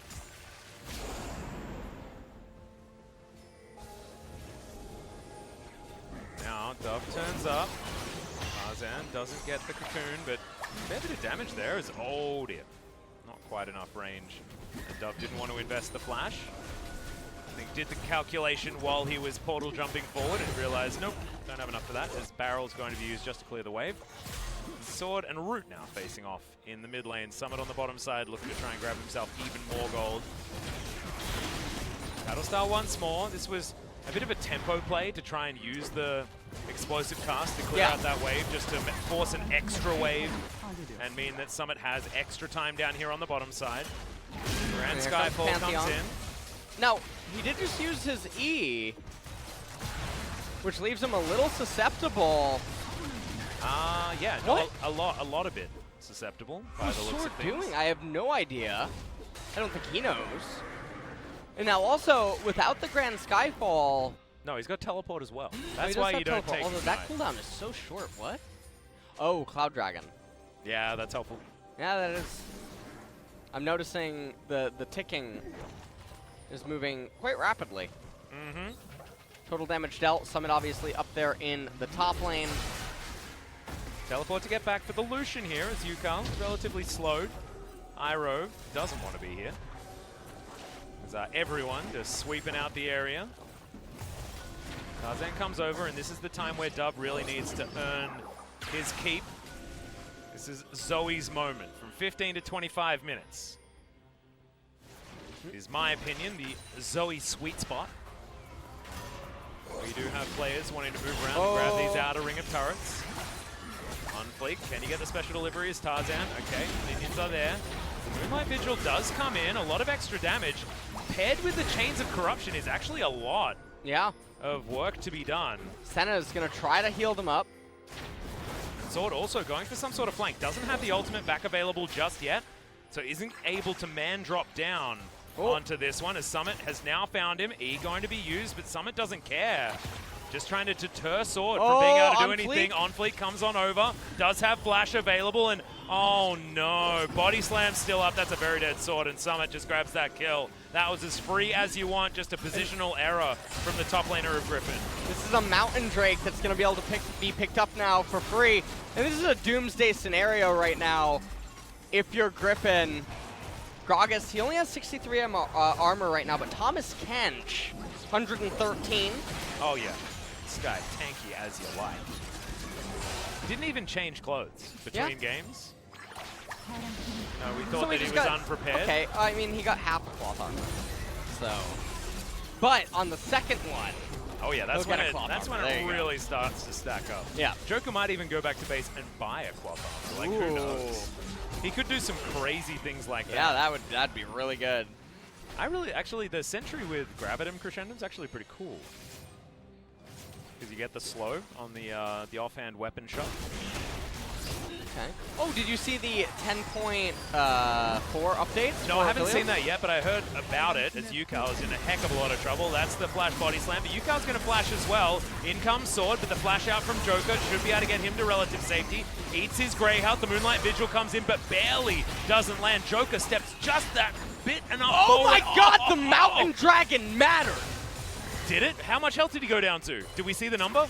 I don't know whether we did, but maybe it just did. There's no way the Mountain Dragon didn't just actually play a part in that, like, 20 HP that he just had. That's huge, as Viper is being very frustrating, landing all of these marks onto his opponents and then causing them to take way too much. All of those chakrams that were chilling there were really, really hurting. It was Black Cleaver that was opted into there from Summit, wanting to go more towards his fight against Sword. And so, you see on the right-hand side here, Sword, now you have to wonder where he's trying to go because you know that Zoe and Gragas are right over there. And then he was obviously dead. It was 110,000% dead. Whoa! Yeah. That is so much percent. It's an exact number as well, Atlas. You know that percentages only go up to 100. Incorrect. And it doesn't make sense if you say any higher than that. Incorrect. Unless you're talking about an increase. So I guess, but I don't know whether that's the context that you were really aiming for. That's what I was aiming for. It did certainly add some bravado. It added some flair, right? Added some bravado. Yeah. I like you. experimental English language as well. Big fan of that. Yeah, I am as well. It's all right, Ucal. Piercing Darkness going to land, but he had himself a shield. Okay, there's the trouble bubble. They're going to have to try and block it, but they're layering the CC pretty well. What? Is Irove? What? Root? Oh, no, Root didn't took flash the wrong or anything route like right that. there. Yeah, it That's was fine. a little bit the wrong way. As Dove, he's desperate. He wants this. The slow lasted almost forever. But the Dredge Lane going to get him to safety in the end. But this is what the SANDBOX comp can do. It can siege, and it can poke.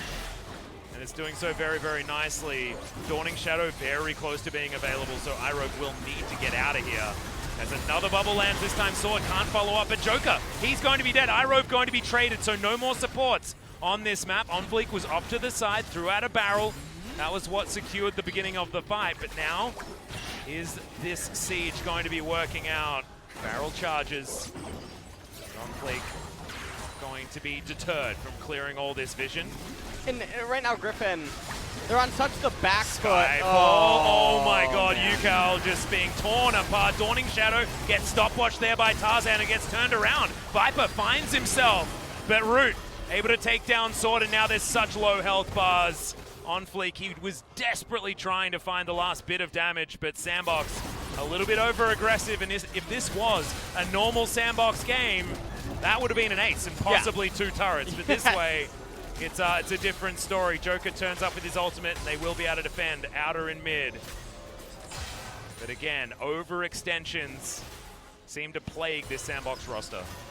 Well, let's take a look at this one more time. Bubble lands on the right-hand side. Dove is preoccupied, killing Sword. Gragas cast comes out, obviously, eviscerates Irove, and then from here you can just back off, but they push on because a cosmic force is telling them the 500 gold is necessary. Skyfall. Yeah. You saw Tarzan was actually just in the sky on his way down and stopwatched. As Root really wanted to be able to keep his jungler alive, but wasn't to be the case. And now 40 seconds until this Mountain Dragon. It really is such important pickups for SANDBOX. I mean, for both parties, really. If you're Griffon, you end up threatening Drake Soul. Yeah, it's of course not useless by any means, and there's center on this roster. I mean, they still do have lethality to base themselves off. OnFleek as well. He's going to be building a lot of Magic Pen. Has the Oblivion Orb already completed. He's going to forego heading towards Morellonomicon in favor of a Zhonya's, because of course had to use the stopwatch, so does certainly want to complete that as soon as possible. And the healing on the side of Griffon is not something you care about whatsoever. Successfully identifying it though can be difficult, as we've proven. Oh, that was really close. Yeah. Irove sort of playing with fire, but it looks like they're actually just going to give up the Mountain Dragon. Yeah, that's going to go down very, very quickly. And so Zoe, right now 106, ended up getting 6 armor. Not bad. And so... And that's a Zoe. She's got an arm guard, I guess. So yeah. Not too bad. Okay, Chains of Corruption land. There's the Moonlight Vigil as well as the Dawning Shadow to keep Joker alive. Comes in, Sword parks himself right in the middle of the situation and gets booped back by the barrel. And now the culling flies over Griffon. Sword is not having a very good day today. No. Sword ended up Grand Sky falling in, and that's sort of like when you jump into a swimming pool, but then you were a little too high up and it felt really bad and you hurt yourself. No, I think it's like you've turned up at a party and you think that you know everyone there, and you make this really weird entrance, but actually it's like all people you don't know, and you've got the wrong house or something. You're like, oh, and you thought it was a Halloween party, oh, but it yeah, wasn't. Maybe. Oh, that's awful. That's what it feels like, just a little bit. That's terrible. Feeling a little bit off from Sword at the moment. And also, Sword has he has a Yumu's Ghostblade, a serrated dirt. And then it looks like he's now made the decision to go into Black Cleaver. And I wonder if this is because of the Mountain Dragons that are going to keep getting stacked up. And really, SANDBOX is rolling so favorably in terms of dragons here.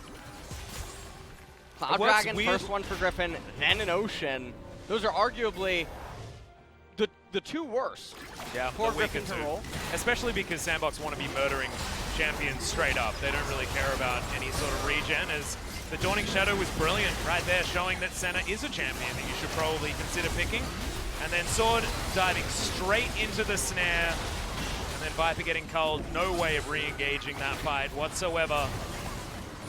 Really been enjoying how SANDBOX have piloted this so far. It might be the first Senna victory for the LCK. Also, I believe the first time someone other than Viper has played Senna. If I remember right, I can double check here, having a look at my Senna statistics. Before today, she was only 1 loss, which was, of course, Viper. And, I mean, at this point, it is looking like she is about to get yet another win here in the LCK. Almost a 2,000 gold lead right now for SANDBOX. Ooh, Summit really wanted that, but knew that Tarzan was in the area. You could see that question mark ping, but he wanted it. You could feel it. We're getting towards a Flame Horizon here for Summit. But, you know, his farm actually isn't super low. You know, you can see 208 for Dove. He's also relatively low. It's just that Summit's got around this map and has murdered a lot more minions and not been worrying about all the shenanigans that has been going on otherwise. Actually a pretty low farm game just in general out of anyone else other than both Summit and Viper. Viper, of course, always just pretty good when it comes to farm. Well, I think it was a full Essence Reaver that got purchased by Summit. So I remember him sitting on a Blade of the Ruin King and a Black Cleaver for quite some time, and now he's got 3 items. Well, at this point, 1:30 until the next mountain. And if you're SANDBOX, all that you want to do is just sort of wait around for that. And I mean, it's getting to a point where 18% amp, even getting tank items becomes pretty good, like Guardian Angel or something of that nature, in addition to its passive, just the armor that it ends up giving you. Something that's got a bit of extra defensive capabilities on it. Banshee's Veil also does go up in value, and also was something that you probably wanted to have anyway, especially if you're Dove who wants to be jumping on forward. May actually already have that one on the way as Griffon Now getting into position. This will be a lopsided fight, but you can see SANDBOX able to maneuver themselves into a better spot. OnFleek over to the side, doesn't invest the flashes. Irove has to invest his. Fleek going down pretty low, but has himself a drink, and he'll be absolutely fine. Piercing Darkness tops him up. No worries at all. Dove carries a barrier into this fight. And now with 25 seconds left on this next Drake, SANDBOX wanting to threaten the Dragon Soul, as well as that big old shield, and even more percentage flat defenses. Well, 5 seconds now, and it is about to come up. And this is one of the interesting things about Mountain Dragon, is the Scuttle Crab doesn't tend to provide that much value against this Drake in particular. Well, there we go again, but the bubble was placed down right on top of Sword's feet, and he is straight up dead. Dawning Shadow flies across, but Griffon, they were already leaving.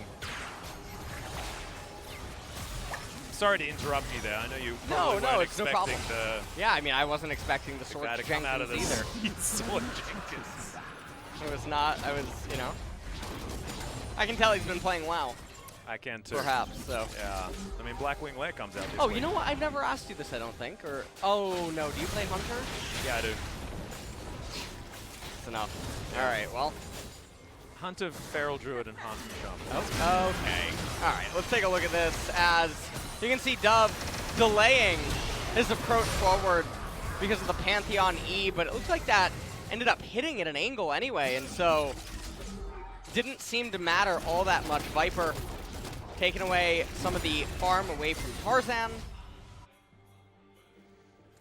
Yeah. And at this point, the champions on the side of SANDBOX, not only are they pound for pound more valuable at this stage of the game, they're also being bolstered by the triple Mountain Dragons, and now Soul is being threatened by SANDBOX.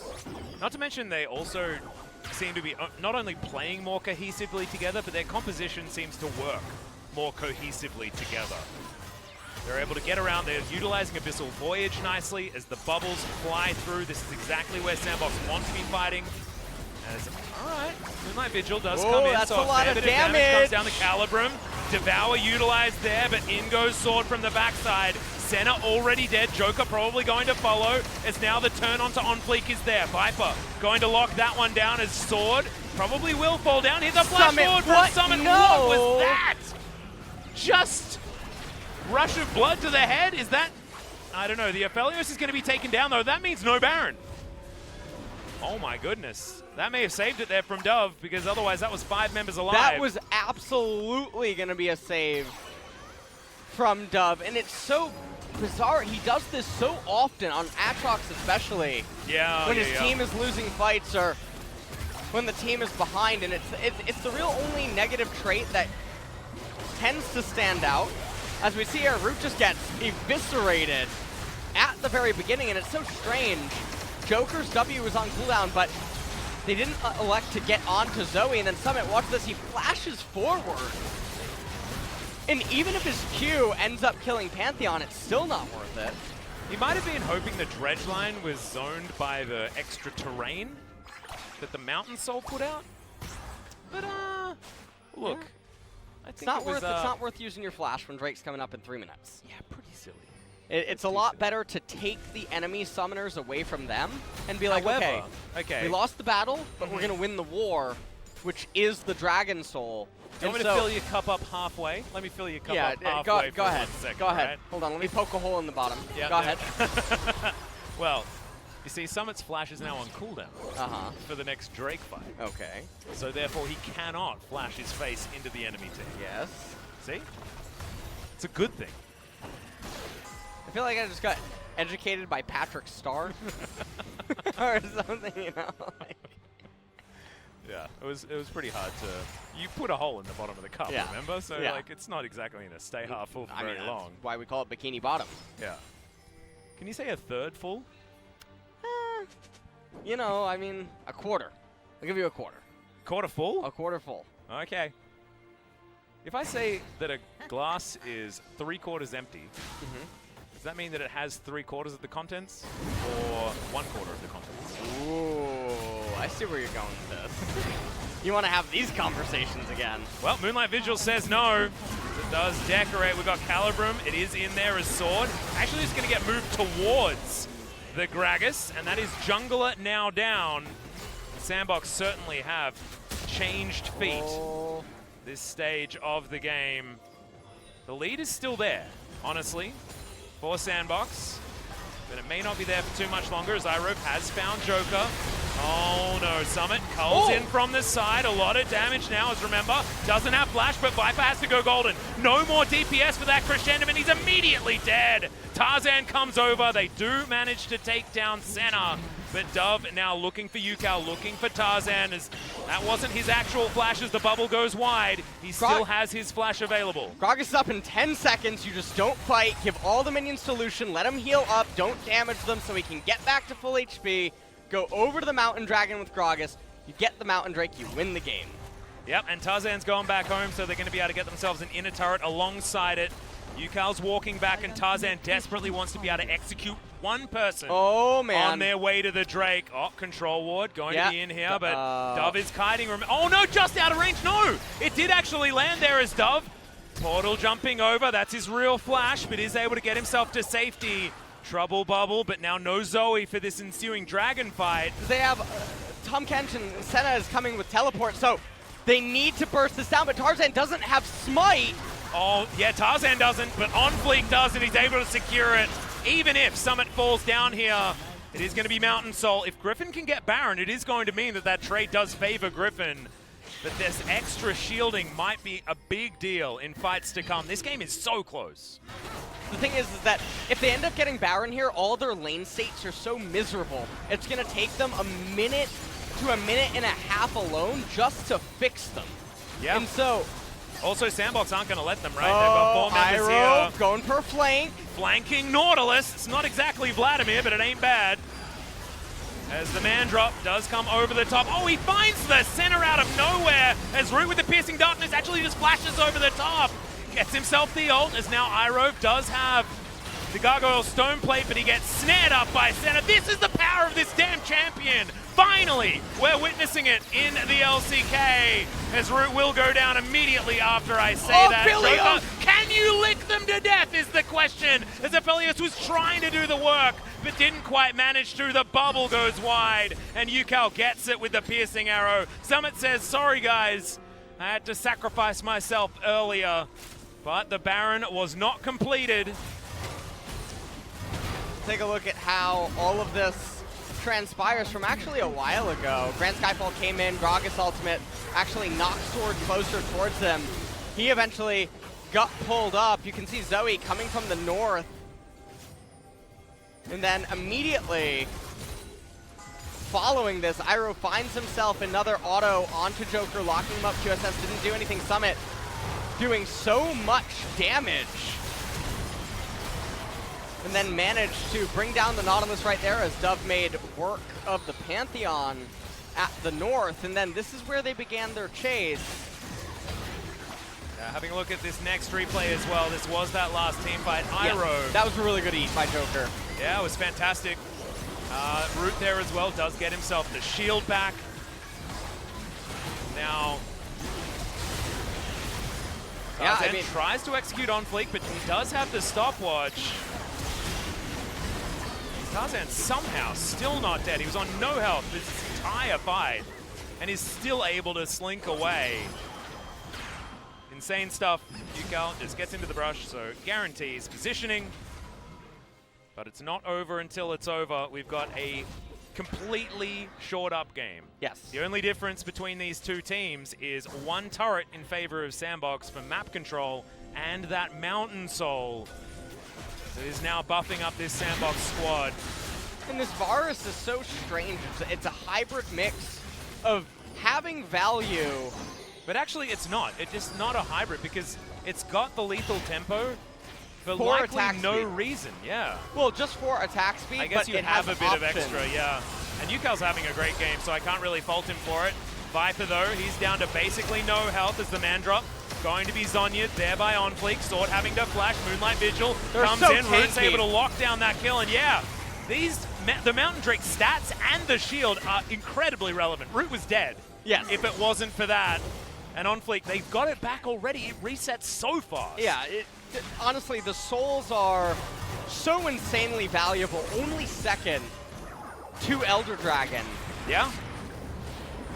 And so it's a really weird thing. Oh no, that's a face check. That ain't a great one there as OnFleek doesn't find the body slam, but they will be able to claim Irove pretty quickly in this fight. Viper finds his way out the back though, and now it's only Joker and OnFleek in here. Double kill comes forward. Ucal finds himself another one, and I'm never saying bad things about lethal tempo, lethality Varus, because Ucal is currently 8-0-12, hard carrying this game. Oh, and good sidestep. If the tongue lash had hit, I'm actually curious if Tom could have killed. I think Tom can actually kill him. Yeah, Tom can kill him with a little bit more. I'm never saying anything about a player ever again. Tom can kill him. He might just die to the minions, man. Yeah, that's what I mean. Joker's is gonna go home and let them do it. What is this? But wait, he's going home to a base that's being absolutely destroyed, and no one's going to be available. So we are going to a game number 3, ladies and gentlemen. Griffon tie up the series on the back of an undying Ucal on his Varus mid lane that almost died to minions at the very last moments, but it was just making sure that Joker couldn't back because they were winning the game. It looked very interesting. However, it was for a reason. There's GBM there. Did have a bit of a stint in Turkey now over helping these guys out. See what he's going to be able to do in a deciding match. Once again, we are going the distance. Of the 4 days that I have worked thus far, we've gone to 6 games in 3 of them. I don't know what just happened. Well, they had a Summit put his face into the opponent. Okay. And died. They just lost with 4 mountain. Yeah, and they lost also after winning a skirmish, I'm pretty sure. Yeah, they could have just gotten the Baron. Yeah.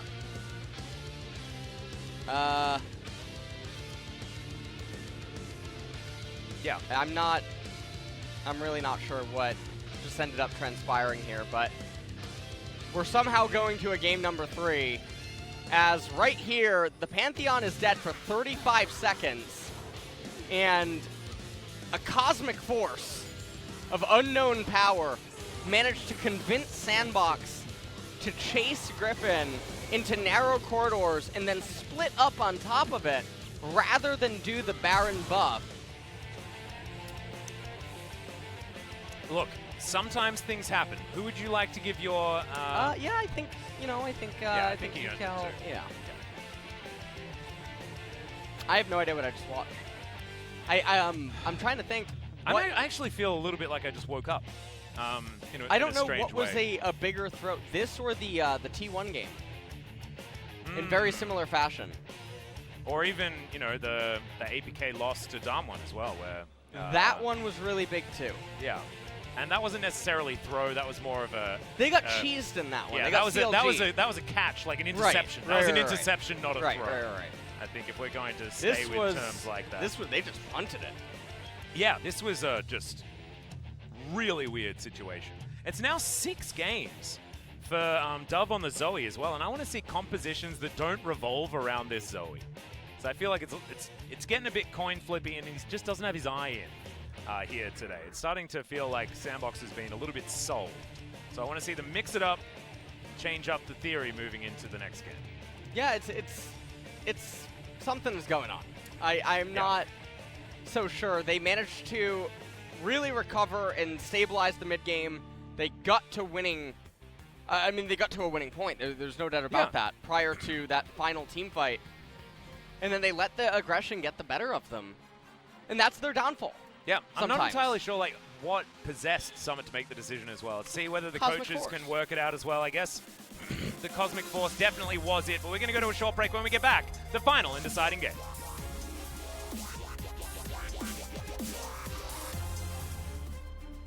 Welcome back, ladies and gentlemen. Thanks once again to G-Sun for yet another Analyst Desk translation She is on fire so far this season because we've had a lot of long nights. Here it's almost cresting 11 p.m. and it is only day 1 of week 2. Ejim could not get here faster. I think I've cast more in the last 6 days than I cast in like 4 or 5 weeks last split. Yeah, I think so. Because I had a lot of 2-0 nights. Yep. And I only cast 2 days. Yeah.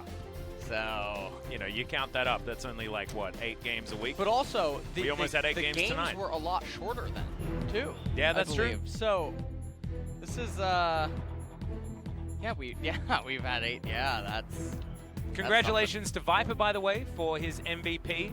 Neither of us agreed with that decision. However, this is, of course, a majority rules system, and therefore us not agreeing doesn't necessarily mean it is not the correct choice. And it did look like he did do a lot of things, but Alodios does a lot of things, and sometimes it's not visibly clear. It felt like a lot of the things that he ended up doing was able to be done through the opponent's mistake rather than something that he himself conducted on his own accord. So I don't think he did bad at all, and I can understand him as the runner-up. Yep.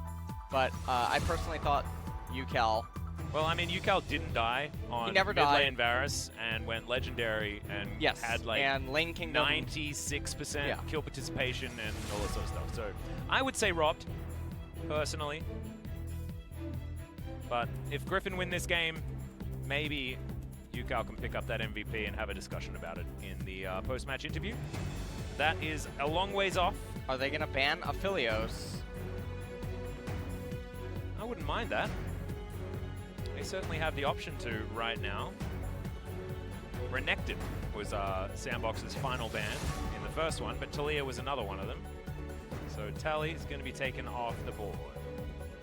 She was left up in the first game and wasn't picked, so it's an odd decision to make. Yeah.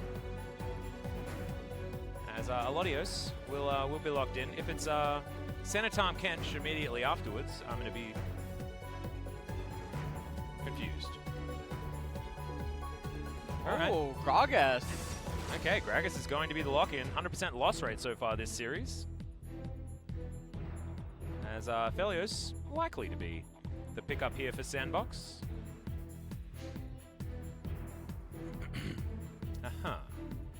Well, I would have thought that the Aphelios first pick would have been a slightly better choice. Yeah.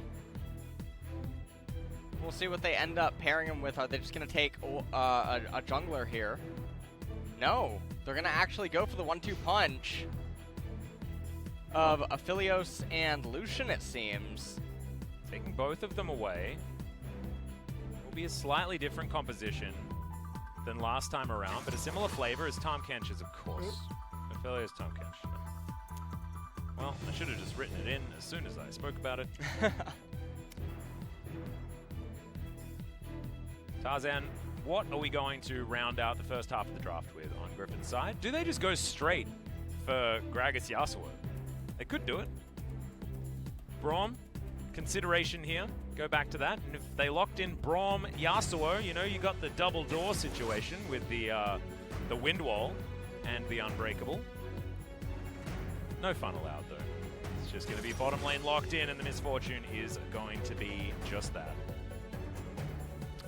First time that we've seen misfortune so far this series. It's been center Aphelios every single time. And now MF is going to see whether it's Viper that can upgrade her win rate just that little bit further forward.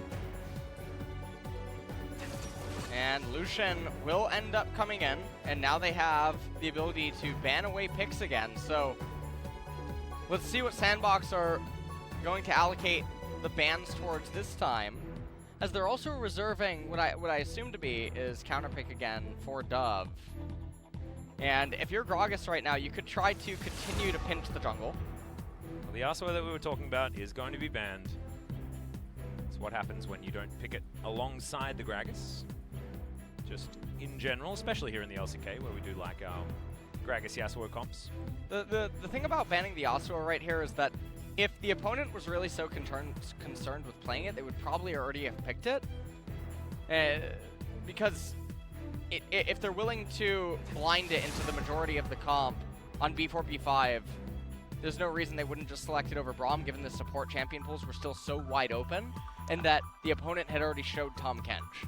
The thing I like about it is that the culling is so incredibly nullified by Windwall that now that they've seen the Lucian, maybe they're more inclined to pick the Yasuo. It's my only sort of counterpoint to that. But the Aurelia once again going to be taken away, just to try and shore up the matchups for the Lucian in either mid or top lane, meaning that it'll be a little bit more difficult to comfortably counterpick it with a champion that can also follow the Lucian around, as Zoe is finally banned. So we are going to see something new for Dove. I believe now he's on 6 games on Zoe and 1 cheeky one on the Ryze. Ryze he didn't die on and got a 100% win rate for the 1 game. I mean, Karthus is really good here. Heck yeah. He is really, really, really... They do not seem like they can... Are you trolling? That's not Karthus. That ain't even near in the alphabet. Is his champion pool so weak?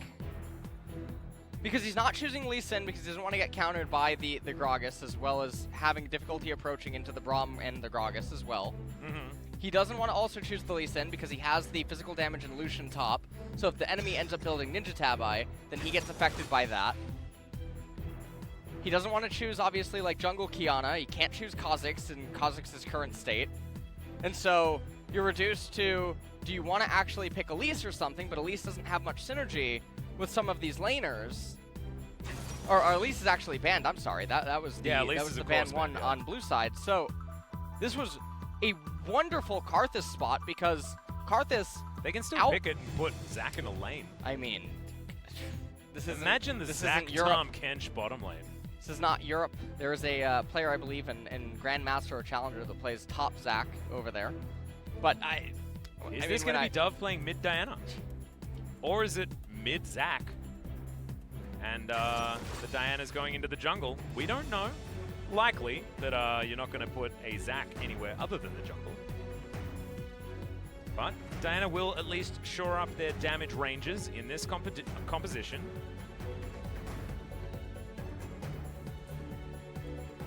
And at this point, you have Zac inside of the jungle, and I suppose you have a way of reaching MF quite easily, but there's just so much going on inside of this draft that... Feels like Griffon's draft is pretty well-rounded. I mean, the Aatrox is pretty mono-red alongside the Kiana, but you do have disengage options with the Gragas. Yep. Similarly, for the Braum. No, don't get me wrong, I think that the SANDBOX draft is still okay. Yeah. It just doesn't make all that much sense to me because now you have a jungler that is basically even pacing with the Gragas, and even if the Zac has really good reach, you were set up so nice for a really powerful AP carry to come in from the jungle. And even a champion like Evelynn in her current state probably would do more here than the Zac, who Cinderhulk junglers, they're really weak right now. In jungle Zac tends to look like support Zac, which support Zac isn't bad, but in the jungle you are trying to get a little bit more value. Yeah. Well, let's see whether OnFleek can make us a believer. Certainly not the style of jungler that he normally picks. He is certainly a early game or bust style of player, and this is not an early game or bust style of champion in any way, shape, or form. But here we are. We're down to it. SANDBOX wanting to try and get themselves closer towards the top of the standings, and Griffon looking for their first match win of the season. The last game was, in fact, their first game win. Didn't really get to talk about it because we were too busy being surprised about the outcome of the game at that point in time. But good to see Griffon on the board. Almost feeling like the Griffon versus SANDBOX matches that we're used to watching, but the context of this has changed so drastically.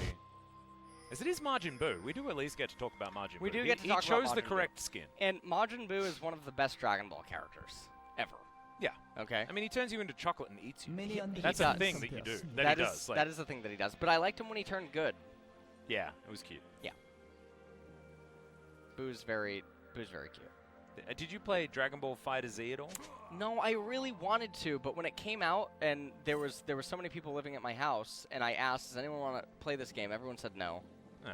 Just League of Legends enthusiasts. Yeah, well, I mean, we know. all are those, but sometimes you need to have a little bit of variance. Well, Wolf start here for OnFleek. the only games that I've played that have been different from League in the last couple of years is TFT Played a bit of Pokemon and as Pokemon. well. Yeah.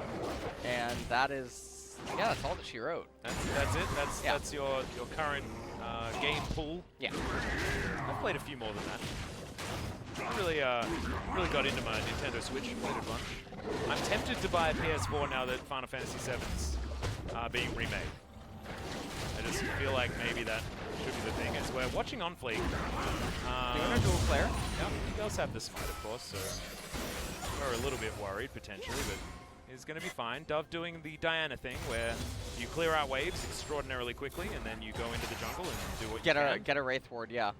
And now you pull wave 3 and 4 into you, if you want. And we can see Summit is actually setting up very nicely to look for a cheater recall if he wants. So he could hard shove this wave against Aatrox, places the ward so not to get ganked immediately, and then he could recall and purchase a call. And then have the wave come into him and then be in a totally advantageous spot. But instead, we're just going to have him, it looks like, extend the laning phase here against Aatrox. Well, currently Sword has managed to kill 4 minions himself versus the 17 that Summit has. So Summit certainly having a good time of it at the beginning. Zingo's Dove has that E, empowered. Decent trade back there from Ucal, who's trying to terror shape his way around this mid lane, get himself to a decent spot. And speaking of cheater recalls, it's going to be Ucal that grabs his first. He's got Ignite here in this lane, wanting to play as aggressively as possible. And now this is the time that we're concerned, because how much can Summit actually deter Sword from being able to actually pick up underneath his turret? So far, it's been a lot. He's at 11 CS to the 24 that Summit has, and this minion's also going to die, so not great news. OnFleek up towards the top side after taking the Rift Scuttler. He's been farming out very quickly. Of course, Zach has always been a pretty fast jungler. I know you're talking about Cinderhawk junglers, but some of them are just, you know, pretty good at killing the jungle. Well, Zach is one of them. He is currently not going to be able to influence really any of the lanes. He just needs to actually be there to match and counter game. Yeah. For the most part, and allow Diana and Lucian to continue to extend their gold lead through their own, or on their own, as Irove trying to go for a trade right now. Might get the lockup on Joker. To do so, he should be able to eat his Greyhound level 3, of course, as Graviton does come out here from root. He now just puts up the Severum. He's going to recharge that health bar. And everything's going to be fine. Turret actually being very kind to the minion positioning here. There we go. Graviton and Infernum's actually pretty strong as a combo. 10 seconds now until the Cloud Drake ends up coming up, and in regards to who that benefits the most, I would say that it probably benefits Griffon, mostly just because of the Kiana. Mm-hmm. Having the movement speed. Well, the true display of talent. Yeah, up and available again. Up and available constantly is just so valuable. And of course, you're not going to get to the Cloud Soul, so movement speed isn't as much of a thing to talk about here. Let's see what soul we are actually going to be gifted here this game. As you see, SANDBOX, as far as laning phase is concerned, they're up over a kill at this point in time, just from some better laning and some faster jungling. Balmy Cinder was what OnFleek was able to purchase for himself, and is only going to continue to get faster around this jungle. Tarzan comes in and takes away his chickens, so it's great. Leaves one cheeky one. OnFleek, I believe, just spotted it. Moving on out. Well. Oh, we're holding the wave. Yeah. This is what I like to see. This is the denial. Yeah, First Cannon one gets denied. ends up going into the Death Realm, I believe. That's where the dead Yeah, I think so. reside, yeah. And these games are very slow in the early stages, almost pretty consistently. And okay, Oh, wait, what? I do like what I'm seeing here. My goodness, Dove. Sometimes you just wait long enough and keep saying the same stuff, and people will end up listening. And I think that he just instantly unlocked it, though. Oh, never mind. Yeah, I think we're gonna let that one go. Not entirely sure, though. I can't see Diana. Well, hopefully we just never look back and we just assume everything was fine. As there are still a few minions there, just hanging out there in the mid lane. Nice. There's OnFleek. That's cute. I didn't know you could do that. Do the stretch Armstrong. That's a bit of a boomer reference. I apologize. Oh, don't even know what that Calibrum is. Crescendum. It was an old toy from back when I was a kid. It was this guy that you could stretch. Stretchy arms. You stretched them. Is That there was any photos of that, or is it before cameras? Oh no, there's photos. This photo. I don't know whether they were digital. But you know. I'm kidding now. I know. Just being a jerk. And so, right now inside of this game, all that everyone's waiting on for SANDBOX is just Lucian to try to extend his lead to a point where Aatrox can not really do anything on his own. And interestingly enough, Sword, with the Kindle Gem, gonna want to get to the Bramble Vest and Ninja Tabi against the Lucian and just accept that you don't really power into your items as fast Oh no. in order to sustain inside of the laning phase. And also just to not die, right? Like, part of what Sword's job is not necessarily like try and get as many minions as you can, but also like don't die. Like, don't allow Summit to like gain extra money and accelerate himself based on his position. So losing a few creeps is probably not too much of an issue. As Zach comes down, he's gonna just flubber around down here, killing out some wards. We'll eventually go back. Ucal walks over a control ward. But there is a control on the SANDBOX side at the red buff.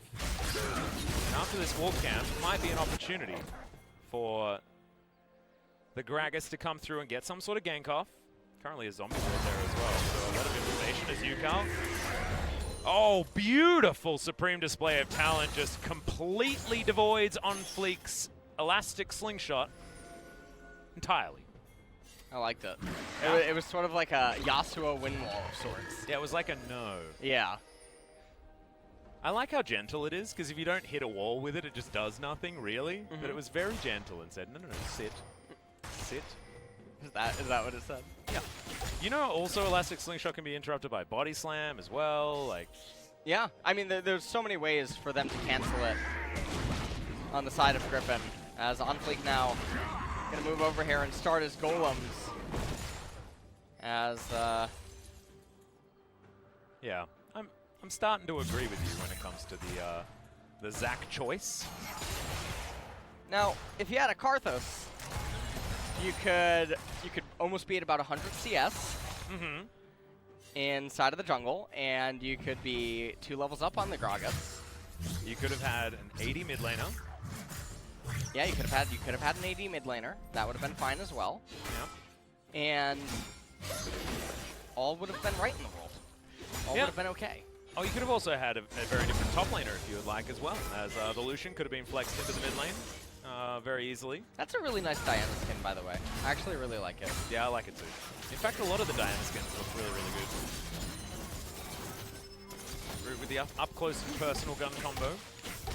Just grabbing a bit of a recoil here. See how close to the Essence Reaver this Aphelios is going to be. See whether this is going to be an entirely Aphelios-based series. If SANDBOX do win out here, it will be 100% Aphelios win rate, 0% Senna or Misfortune, which does certainly fit the theme of the LCK in the bottom lane position. Ninja Tabi completed for the Aatrox up there in top lane. Blade of the Ruined King probably almost completed for Summit. probably on his next recall, he'll end up having it available. He places a control ward down, and there's another one on the enemy red side. There's just not a lot going on. External chains do come in flash as Tarzan does get into vision. Summit now with a slight disadvantage. A supreme display of talent onto Dove. Irove is here, but the devour from Joker is also.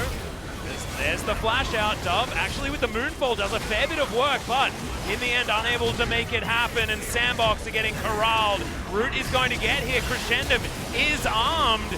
Does in fact have the Infernum alongside it as well, and finally Severum is what's going to come forward. But with Root at full health, OnFleek very, very low. Summit now chasing after Viper as the Abyssal Voyage is going to bring the Aphelios towards the bottom side, but Viper does get to safety. And that is just a 1-for-1 trade in the end. Diana being traded for Sword's life as well. And so, at the end of this all, SANDBOX is the one that ends up making out with it. Especially because you pulled away the Aatrox, who had just finally secured an advantage for himself at some point.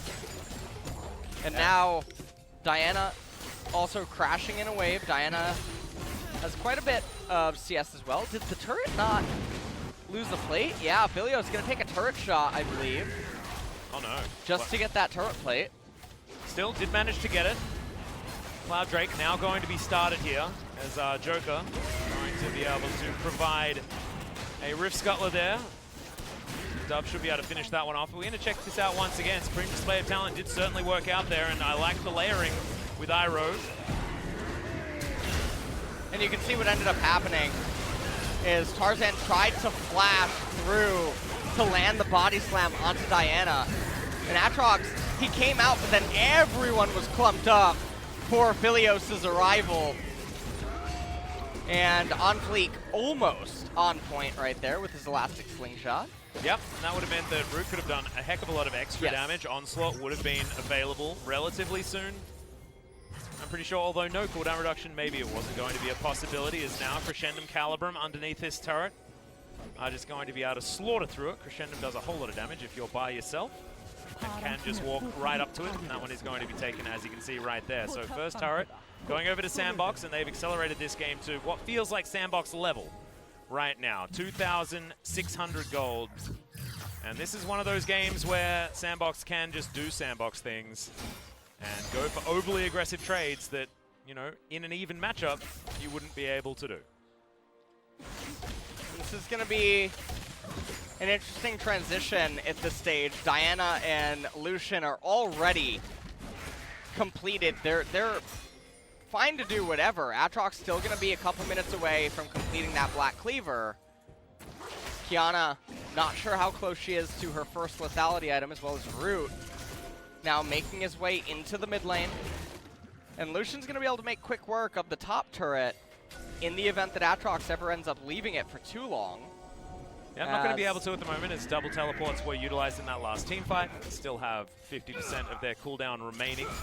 Dove spend some time towards the bottom side now, getting that one shoved forward. Vision largely available towards the top side. Griffon have spent a lot of time trying to get Sword into a livable position in this lane. It hasn't necessarily worked. He's still 1,000 gold behind. However, he's not died solo just yet, which are not necessarily something you want to completely hang your hat on, but ain't a bad thing either. Summit turns back up again, and we'll just pick up all of this gold heading towards this turret. I swear Root always has Crescendum Severum. Now Ucal split pushing, Aatrox theoretically split pushing as well, but mainly just trying to stop Summit from destroying the tower. Let's see whether Ucal can carry this game as well. He had a great performance on the Varus. And now with Qiyana, I feel like Kiana's very feast or famine, you know? Like, you can either do a whole lot or nothing at all. And against this team comp, she's going to be a little bit more hard-pressed to come up with anything, mostly because of the Tahm Kench, but also Aphelios and melee range. This is going to be a pretty good champion. Diana eventually going to be tanky and durable. as well, so Kiana's still going to need a lot of time. Lucian, obviously, is someone that she can eviscerate, especially in the side lanes if she gets the leg up on Summit. And just going to go over and kill that Rift Herald, and rather than freeze the wave, because there's nowhere to be on the map, we're gonna play ping pong now, Atlas, okay? So yeah, that's what we do. I want you to put your tennis shoes on. No, I'm a badminton man. Generally. Okay. You and like you badminton? also, I don't think you need tennis shoes to play ping pong, do you? You do now. Isn't it generally you just wear whatever you're wearing at home? I'm not even wearing shoes. No? Oh, you're not either. You've got your, what are they, SpongeBob SquarePants socks? Yep. True Very story, cute. actually, because I live in a pineapple Ah, right. under the sea, yeah? Do you have a pet snail? I wish. Me too. He's very cute. Alright, Viper. Let's see whether he can help the Misfortune win rate. Currently relatively even on items, but after that back that Root just went on, the Zeal is going to put him ahead, going towards a build that hasn't been happening as much here today. It's been largely the Infinity Edge second for the more reliable power spike at 2 items. This time around though, Root heading towards the Runan's Hurricane. Wanting to have a little bit more of that attack speed, and of course the AoE damage does really power up Infernum as well, because you get the Infernum passive damage off the Phantom Bolts. And also, 15 seconds until, okay, hold on. Here goes OnFleek. Can't collect the arms, connect the arms to anything as the Unbreakable, yeah, 1 element ability. Summit, not exactly the target that you want to be throwing the culling into, and now Tarzan thinking about the re-engage. Dove moving on over, will find Ucal.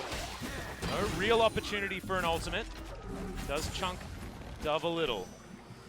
Now Redemption to the mid lane. Irove going to just give himself back a bit of health. I don't know how that despite was so long range, but it was. OnFleek will have the Elastic Slingshot once again. Sword gonna get licked. Not thinking about eating back forward, but there's the Moonfall. Graviton was there, I believe. But OnFleek now gonna get taken down into the passive. Goes Golden beforehand. Will buy some time. Supreme display of talent avoided by Root somehow. That was an incredible flash. As the Onslaught doesn't really do too much, and the Zac is going to be the first to fall down. Dove already flashing out of this fight, and Griffon should probably just cut their losses and disengage. As it looks like this outer turret in the mid lane is all but dead anyway, but no, Summit has to flash to get himself out of the way. Ucal won't find the Q as the Infernal Chain's not going to pull back Root, who's Crescendum. Not able to do the most work here. Didn't quite have optimal weaponry. Viper going to go back, but the Mountain Drake will be the spoils. Gifted over to Griffon after that success. And Griffon winning this is actually super big for them. Had it gone the way of SANDBOX, that really does a lot in helping, as small as it is, against the champions like Kiana. And so, SANDBOX, in response to the Mountain Drake capture, they will capture mid-tier 1. Ocean Soul sounds incredible with the SANDBOX lineup. Given the consistent damage availability that they have with Lucian and Diana and the Aphelios. Even OnFleek wanting to get that regen so that he can Elastic Slingshot in, try and get out, and then do it all again after he's lost a bit of his health bar. Certainly would be effective. As Shirley going to get taken down here. Is look at all of them. Chakrams. That's a lot of Chakrams. It is. And Tom is going to end up eating the Skull Crab, which is a little surprising. He was hungry. Yeah, he was, I guess. As Stone Plate is going to be the item on Zac, so... Yeah, I believe that's why he took Inspiration second and got the free stopwatch. We can check out this fight once again. Good flash of the sword. OnFleek goes in, ends up blowing his stopwatch. Dove tries to follow Ucal, doesn't achieve anything, also wasted his Proto Bell. And then Sword trying to do something to Dove, not quite able to. And you can see Summit, he's itching to go in. Oh yeah, but the important thing is he didn't. Yeah. So he's learnt from his experience in the last game. Going to be holding on a little bit longer before going for those very aggressive engages. See, he's already been able to do some work. Gets donated the blue buff here. Dove not worrying about it too much. I wonder what that Fiendish Codex is going to turn into. At the moment it looks like Zhonya's second, but it might also be the Nash's Tooth, which is just so good on a Diana in general. Will allow him to chunk through turrets very effectively. Now got a pseudo-siege situation as Sword now looking for the knocker. Stretch Armstrong, nothing to attach his other one to. As Shirley going to get a big charge into the mid-inner turret. Root will take a turret shot, but Severum helps keep him alive. Oh my goodness. There's the Moonfall. Sorry, the Moonshot. Moonfall's the other champion. It's coming from the mid lane, and Sword's dead. Just gets chunked out. Burnham's going to secure it. Calibrum now attached as Ucal looking to try and get this 1-for-1 kill, but Dove gets the reset, gets the lockdown, and Summit's the one that gets the kill. Really like that from Dove, the good turnaround. Even still had his stopwatch, so obviously thinking that it wasn't even close. Yeah. Baby.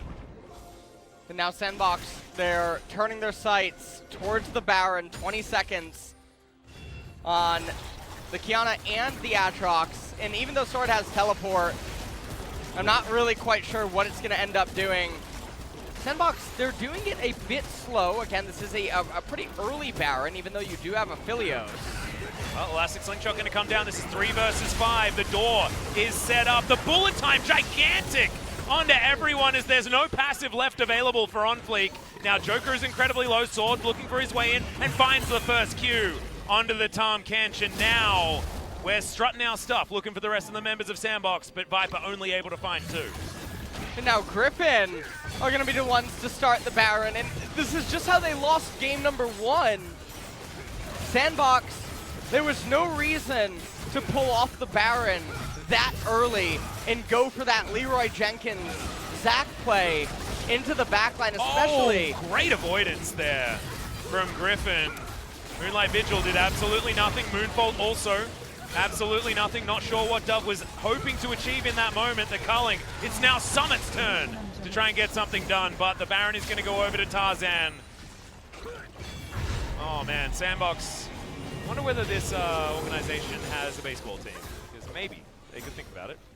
You think they'd be very good throwers? I think so. I think they'd be really known for their pitching. Yep, there would certainly be some pitching power on this squad. I'm going to have a look at the replay once again. Moonlight Vigil was what I was looking at. Was doing a lot of damage there with the Calibrum and the Infernum. Yeah, Sword ended up dying, and then at the very top, Dove just able to handle Ucal and live with the slightest amount of HP, and this was completely unnecessary to go into that narrow corridor against Braum and against MF when none of your short-range champions can follow. It was I don't even know, that was like the movie 300. Yeah. They just didn't quite know what they were heading into. So SANDBOX now, I mean, they're not out of the game yet. In fact, I would say that they're even still slightly ahead of their opponents, even though they just gave away Baron. Now Ucal actually thinking of trying to get to a flank position. 6 seconds on the Ocean Drake will be something that SANDBOX will be looking for, but Ucal is ready to stop this from happening. Full unadulterated vision here as he does find them. Couple of people ulted, and now immediately Dove has to go gold, and OnFleek use the Elastic Slingshot to get out, but Dove has been corralled, cornered, and destroyed. Root with Severum available, not exactly the optimal weapon, unless he can get really close to this. The flash in from Sword finds the Infernal Chains, and they will take down Joker. And Root just doesn't have the right stuff to be able to offer the damage back. No, at this point, they're going to end up getting the Ocean Dragon. They're going to raise the mid-tier 1 turret. Probably going to push on for the mid-tier 2 as well. And they still have yet, never mind actually, they're going to turn their sights immediately over to the Ocean Dragon. Viper is an angry man, by the way. This guy, his bullet times have been fantastic, and he's also been pretty consistently good. Yeah. Throughout the first couple of weeks, I guess, even though we're very early in week 2. He's 5-0-0, trying desperately to just allow one of his hard carries to actually work out. This was just really good by Ucal. Setting this up for the bullet time. Dove ends up getting picked off. The Zac doesn't really achieve anything at this stage of the game. It's mostly what is the positioning on Root and Summit, as well as Dove.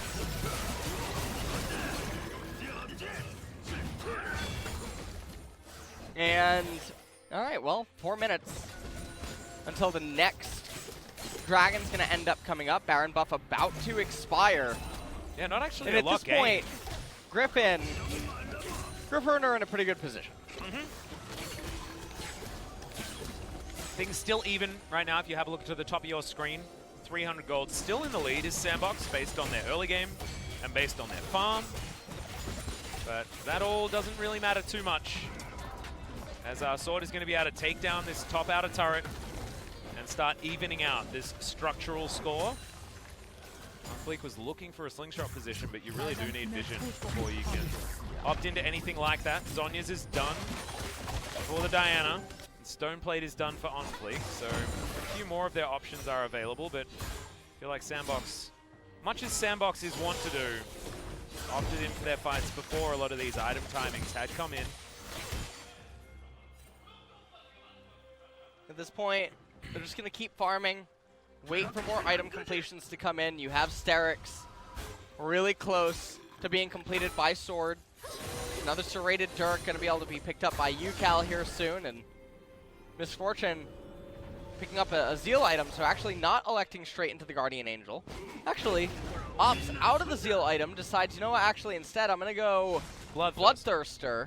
He opened up pro builds or OPGG and had to look for the highest win rate build, and that was in fact. Oh, is that what just happened? Bloodthirster third, yeah. Okay. That's how that works. Thank you, Atlas, for that.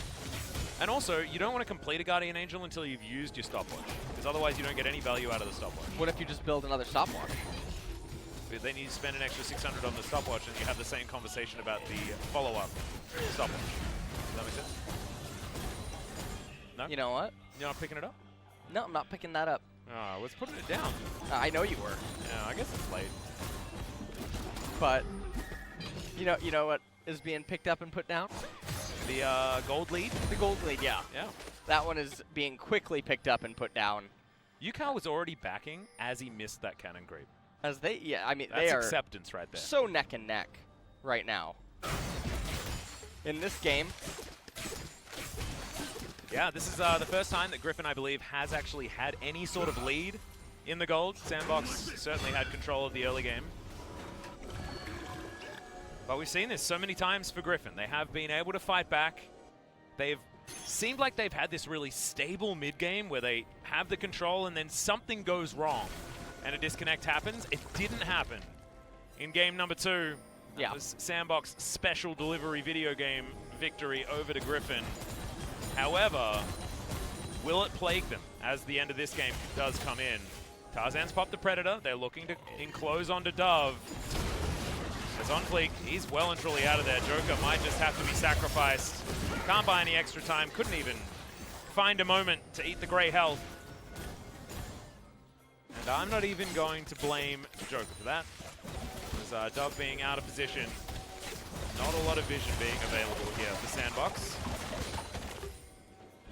Looking like a bit of a face check. Opportunity for the top side, but Ucal gets out of there. Doesn't want to take on 2.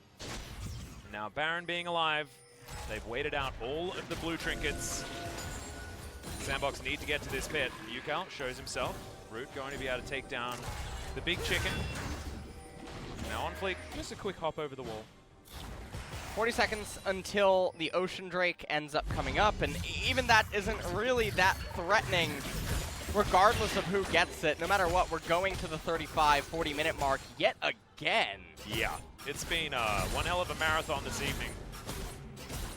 And so the games are just so long. Yeah, and I think it's...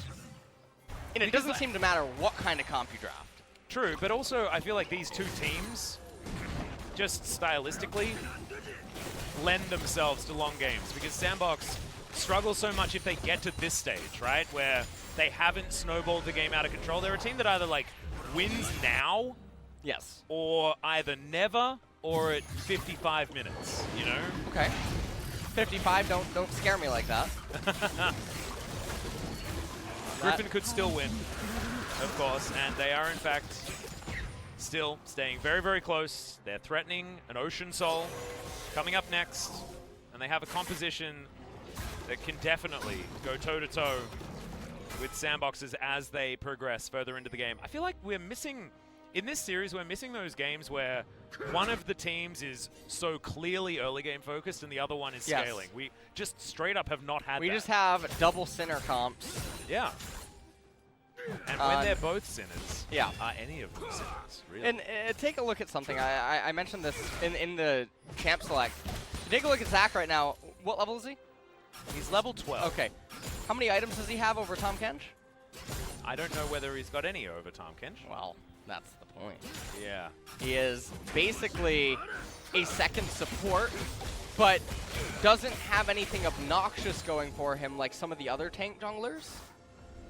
Yeah. And so it ends up just feeling very, very lackluster. His Knight's Vow is on its way, I believe. Like, Gragas is so much more valuable in a spot like this.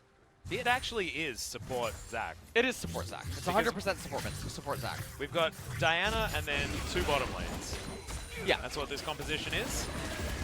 As I swear, I've seen OnFleek only use his Elastic Slingshot to escape throughout this entire game. Viper and Summit now going neck and neck when it comes to the experience. Joker is ahead of OnFleek. Yeah, OnFleek is the lowest level in the game. That's impressive. It is impressive. Tarzan, you know, not too... No, he's really far ahead, actually. He was a level 14. But they're the same way towards their next level. Yeah. You know? Which means that it's exactly 2 level difference. Ucal, now towards the top side, will be able to shove this wave in, but Dove is just going to bounce it back to him. Volleyball in the side lane. And Sword collects another lane on the bottom side and does the same thing. We're just zooming in on Tahm Kench, things like that, who still hasn't got out of his birthday suit yet. The most exciting moment of this game is watching Root kill a red buff extraordinarily fast. That was a very, very quick red buff kill. You know what else I like here is how the Diana Oblivion Orb actually has value this late into the game. The enemy team has 0 mana resistance. We take a look at Miss Ucal building a Edge of Night. What? That's weird. Oh, he's going... He needs the Yeah, he needs it for the MS. Yeah. Okay. Alright. Atlas, please. We're just waiting until Ocean Dragon. Okay. Yeah, fair enough. Yeah, 2 minutes. We got 2 minutes. 2 minutes and then it's going to be there. You looking forward to the next few days? You hoping that we can run the full gauntlet, get as many as possible? I just hope every day is 6 games. Yeah. Yeah. That's what I'm looking for as well. We can actually have a look at the schedule here. See what's coming up next. No, I can't really find it. We're not going to do that. It's under way too many papers. Yeah. It's, I had a look at the clock in the meantime. We're at 11:30, and that's not my rustle through my papers time. That time has passed. That's 11:20. So unfortunately, we're just not going to be able to have a look at the schedule until after this match has concluded. Our attention will have to remain here. And the beautiful Ocean Rift is OnFleek yet again. Nothing to Armstrong to. Quite sad. SANDBOX all grouped up as 5 members. And Ucal waiting off to the side. I actually like that positioning from Ucal. If they were all going to commit to saving this inner turret in mid, he would have been able to get a possible flank on this area. And now Vision given over.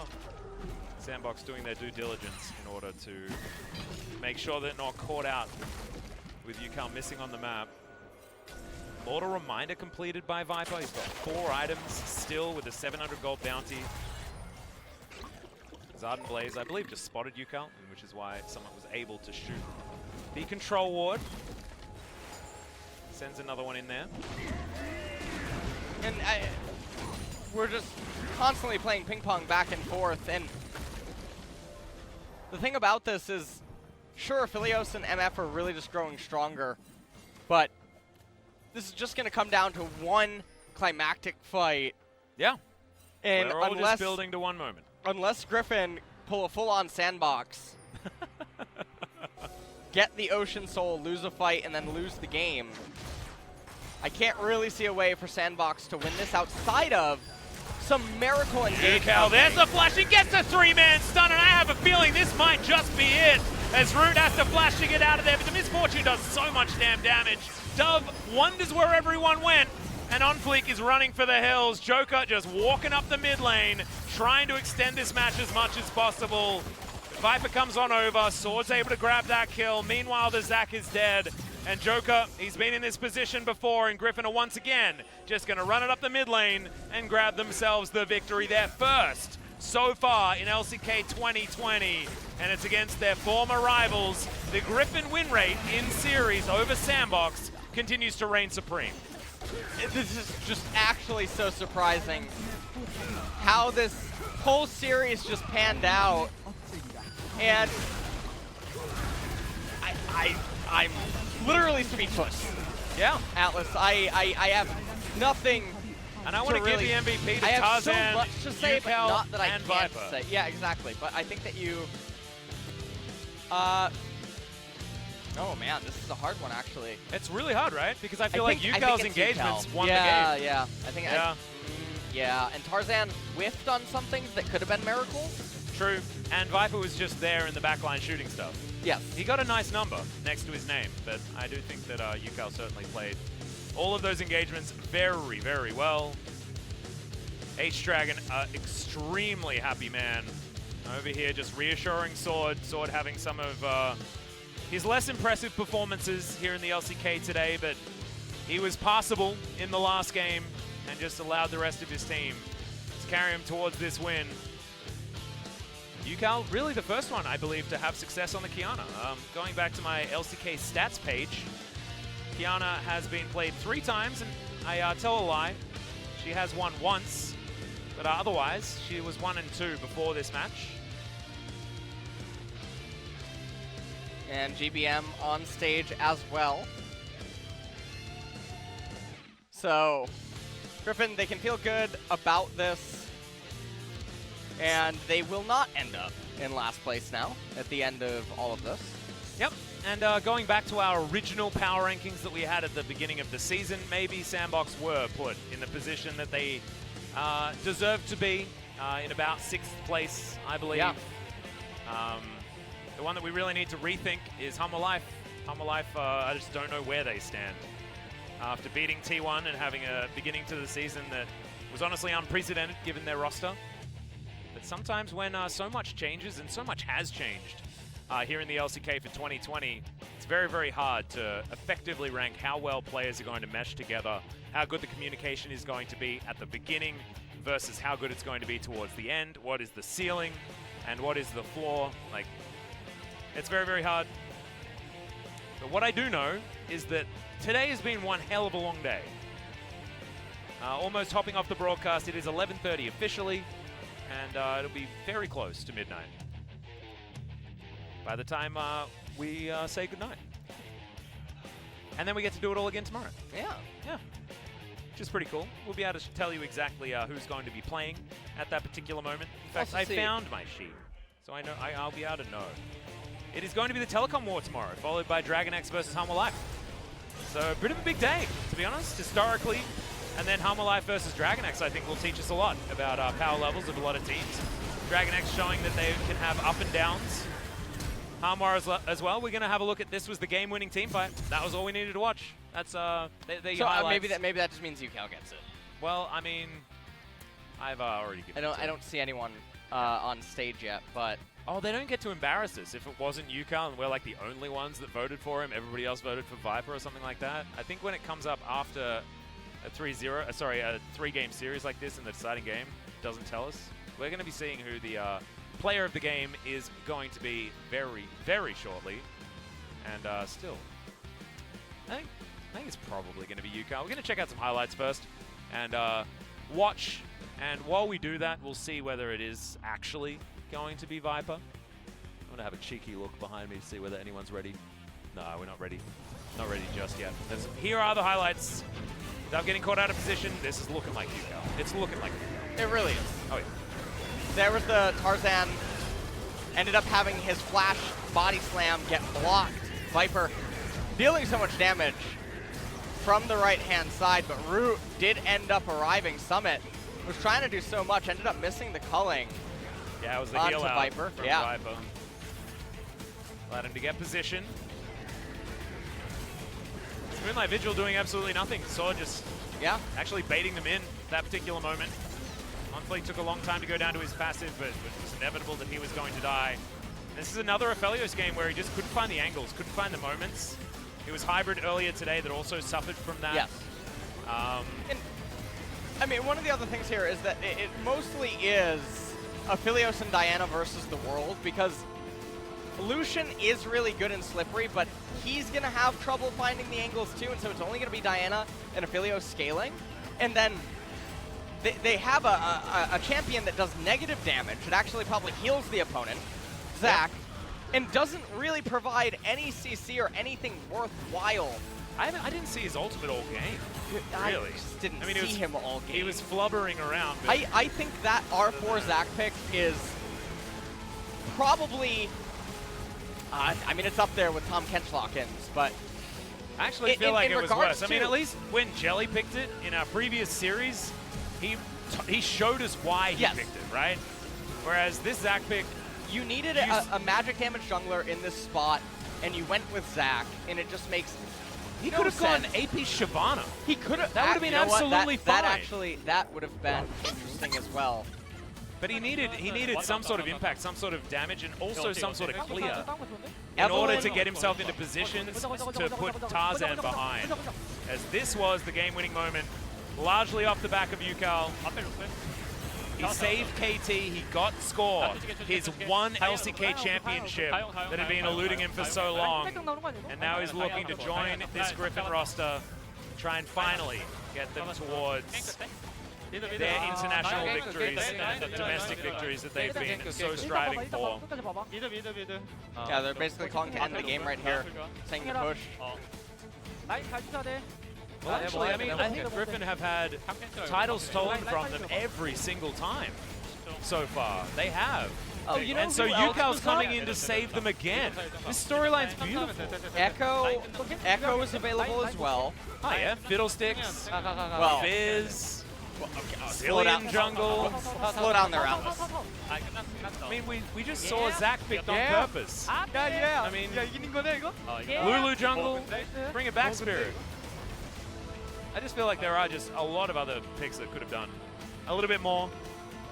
However, as you can see, this game was SANDBOX in the lead by up to 4.5k. Oh, at least very, very close by the 20-minute mark. And then after that, in the bin. Yeah. Everything out the window. And didn't work out. So, Griffon able to get the 2-1. I was actually... So at the beginning of today, my expectation was... And this is when I was just sitting down having a chat to the observers. I was like, it should be a 2-0 for Afrika. Definitely wasn't the case. It was a very long 2-1. But I did expect this to be a Griffon 2-1. I just didn't expect it to go this way. And I'm never going to make predictions again because, hell, maybe I'll be right. and then this happens. So I apologize to everyone. I feel like I've been, getting in trouble for that a little bit tonight, where I'll say something and then immediately either the exact opposite or the thing that I didn't want to happen happens. That makes sense. Maybe I should just not say anything. You know, how about... Would be hard to be a commentator. We could have a silent cast. Ooh, that'd be cool. Yeah. Is that a working from home day? I guess. Yeah, kind of. Maybe. It will be Ucal. I wonder how unanimous it was. I don't know how. I don't know whether it is going to actually come up on our screen, but he did play the key points very, very well. I like that he was 0-1-6 and still gets the play of the game. Yeah. Because he up. was the most important. Yeah. And honestly, I celebrate those that do things. And Ucal does things. I mean, it was something. It was a game. MVPs, it would have been okay if it had gone Tarzan, Ucal, or Viper this game. It was fine. And that means that Ucal will be on stage as part of the interviews as well. And it will be interesting to hear from the Griffon players as well, talking about the difference in coaching staff. I don't know what Mina is actually going to ask them, but we will have G-Sun there to help translate that MVP interview. And yeah, Griffon, it'll be good to have a check-in after their first match victory. So let's waste no more time. Let's throw it over to G-Sun for that translation. 오늘 POG Thank you 선수죠. very much, 바이퍼 guys. 선수, 유칼 This is 선수 season 보실게요. delivered translation, and we'll be hearing from Viper, Ucal, the POG from Griffon. It was a long, long day. How do you feel right now? It's been a while to pick up a win, so I'm really happy. I never thought that winning would be this happy. And Ucal, you are now with a new team. You might be feeling a lot of responsibility, but getting the first win was not easy. Up until now, we were on a losing streak for 2 matches. So I felt sorry for my teammates. So I prepared really hard for this game. So it's really meaningful for me that we were able to get this win today. So let's talk about game number 2 first. So Varus on mid lane going into Zoe. So we wanted to find a champion with a really high range and also good skill shots. So that was thanks from GBM, our coach. Maybe that was the meta champion when GBM was the pro player, right? So actually the attack speed rune is much better than the Comet, so I think it was a really viable pick. And Viper, your performance on Aphelios was really powerful. Well, Aphelios versus Misfortune is a mainstream matchup in the bot lane, so is MF the best answer into Aphelios? Yes. I think Aphelios and MF will be the top tier champions so nowadays. Those will be the mainstream matchup in the bot lane. And Viper, your performance on Aphelios was on point. How long have you been practicing on it? To be honest, I'm not. Well, playing it well or being used to the champion doesn't really matter because Aphelios champion itself is really strong. However, your performance on that champion was on point, especially the way you initiated that team fight. Zoe was coming in, so we just lended my skills to Senna and Gragas, but it was just too powerful, so the player just fell. Then what's your favorite weapon comp for Aphelios? I like the Crescendum because like shooting it is really exciting. And Ucal, you got 12 votes. Perfect vote for game number 3. What kind of feedback went back and forth? We wanted to go with the draft and plays that can kind of make the best out of our performance and play style. And also our performance is improving, so we were able to get the win in the end. We were always trying to flank, but the final flank was indeed the best flank that came in clutch. You even used your flash. Were you sure? Well, when you ult outside the enemy vision, it's really hard to react. So after you went all in, I mean, like, how were you able to calculate it and be so bold? I knew that all rest of my teammates would not lose a team fight, and so if I make a perfect flank, I knew we were gonna win that team fight. Griffon with that first win. Well, actually, H Dragon, your head coach, this is his first victory after 25 matches. So once again, I wanna say congratulations on the win. So, any message for your team as a whole? With this momentum, we wanna roll with it. We wanna keep picking up victories, and I'm really happy that we got this win today. Let's just keep it up all together. And Ucal, you are now in a new team, so what's your goal for the split? I want to be really good, so good that I can carry my whole teammates, so I will keep working hard. So this will be the end of the interview with Viper. Ucal from Griffon. I'm going to pass it back to our casters. Thank you. Thank you so much, Chisun, and great to hear from Viper and Ucal. Ucal once again in a position where he's expected to carry his team to their first championship. Last time it was Score on the side of KT, and now it is Griffon. And alongside Ace Dragon, didn't realize, I didn't put it in context that he'd been with Jin Air before this and just hadn't done a lot of winning for a really long time. Yeah. So congratulations to him, able to pick one up after 25 matches. My goodness. They are going to switch around here as Griffon and SANDBOX very close. Although, I mean, close but not that close. As KT and APK still with a lot of work to do alongside Griffon to get themselves back. But -3 points is pretty odd. It definitely is. And Griffon, it's a lot of 0-2s, and then winning a 3-game series really doesn't help get you back towards positivity. Freaky, you can see, with their 3-match wins, are on a 3-0 record, but with the fact that it's been a little bit shaky, it is certainly an opportunity for some of our other teams to really come up and push them off. And DragonAxe is one of those teams. If they can get a clean 2-0, it will mean that they will be able to challenge for that top spot. The Telecom War is coming up first, though. And KT versus T1 has had many evolutions over the years. Yes, and the question for me is, how is T1 going to perform against a KT that is still clearly struggling? Yeah. And then the D word again, drafts. Yes, exactly. T1 has had 6 losing drafts so far in 2020, and this is not including Kesma Cup, where things got pretty interesting there. Well, they're allowed to come out of the hyperbolic time chamber now.